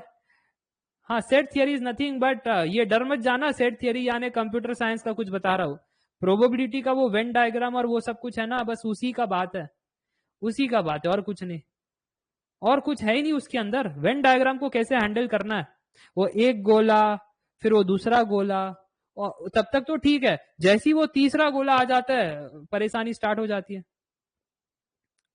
जैसे ही तीसरा गोला आ जाता है हम खत्म सर जी। कितने स्टूडेंट ये परेशानी में होते हैं, वो A union B union C, जैसी वो परेशान सर जी, हम तकलीफ में पड़ गए। अब वो इतने सारे कैलकुलेशन किधर से स्टार्ट करे किधर को खत्म करे पता ही नहीं चलता। हाँ तो आपको बताऊंगा सब कुछ, डरते क्यों हो आप, मेरे से पढ़ रहे हो तो बिल्कुल डरना मना है। चलो फिर मिलते हैं अब नेक्स्ट क्लास में। कल संडे है, कल टेस्ट होगा, सुबह में सेट करूंगा, है ना, सुबह सेट करूंगा, लिख लेना दोपहर को। एप्टी का प्रैक्टिस कोर्स कब आएगा? एप्टी का प्रैक्टिस कोर्स आपका आ जाएगा in the month of December, ठीक है। नवंबर के सेकेंड थर्ड वीक में क्या करेंगे? Transform theory and numerical method. Sir ji complex variable कब खत्म होगा? टाइम टेबल आपके पास है। सर जी तो फिर ये इस वाले टाइम स्लॉट पर क्या होगा? इंजीनियरिंग मैथमेटिक्स के चैप्टर्स आफ्टर एप्टीट्यूड। सर जी तो फिर प्रैक्टिस के कोर्स कब स्टार्ट होंगे? दिसंबर से स्टार्ट होंगे सर, वो डिफरेंशियल इक्वेशन, फिर उसके बाद ट्रांसफॉर्म थियरी, न्यूमेरिकल मेथड, उसके बाद ये जो जितने भी कोर्सेज थे सर जी, जितने भी, तो ये कब से होंगे फिर? ये कब से होंगे? प्रैक्टिस है ना ये सब, जो भी प्रैक्टिस है आपका वो सब दिसंबर जनवरी, और जो भी कंसेप्ट है वो सारे के सारे नवंबर। ओके, कंप्यूटर साइंस वाले को नहीं है? कंप्यूटर साइंस वाले को नहीं है ये सब। कंप्यूटर साइंस वाले को तो पहले ही बता दिया आपका सिलेबस कब का खत्म हो गया है मैथमेटिक्स का। Linear algebra, calculus, probability and aptitude. Aptitude तो मजा आया सभी को एप्टीट्यूड, और जरूर से ट्राई करना आपके 2021, 2020, 2019, 2018 के सवाल, ठीक है। You will enjoy because a lot of lot of questions will be solved and a lot of students would be happy। मैं lot of कह रहा हूं, मैं every student नहीं कह रहा, क्योंकि सभी का IQ अलग होता है। मैं कितना भी बेस से क्यों ना जाऊं, लोगों को उसका भी बेस चाहिए। मेरे जो बेस होता है ना लोगों का, उसका भी बेस चाहिए। तो बड़ा कठिन मामला है कि 100% सभी को समझाना, बट मेरे क्लास में 95% प्लस बच्चे समझ जाते हैं, ये मुझे पता है, फीडबैक से पता है। जब आप टेस्ट लिखते हो तब पता है, आप खुद बता देते हो कई बार कि चीजें समझ में आ रही है, ठीक है। और अगर एक बार ना समझ में आए तो फिर आप नोट्स रेफर करते हो, आप वीडियो वापस देखते हो, तो कहानी क्लियर हो जाती है। चलो, तो मिलते हैं अब नेक्स्ट क्लास में। Up till then take care, bye bye for now, good night. चलो, टेक केयर।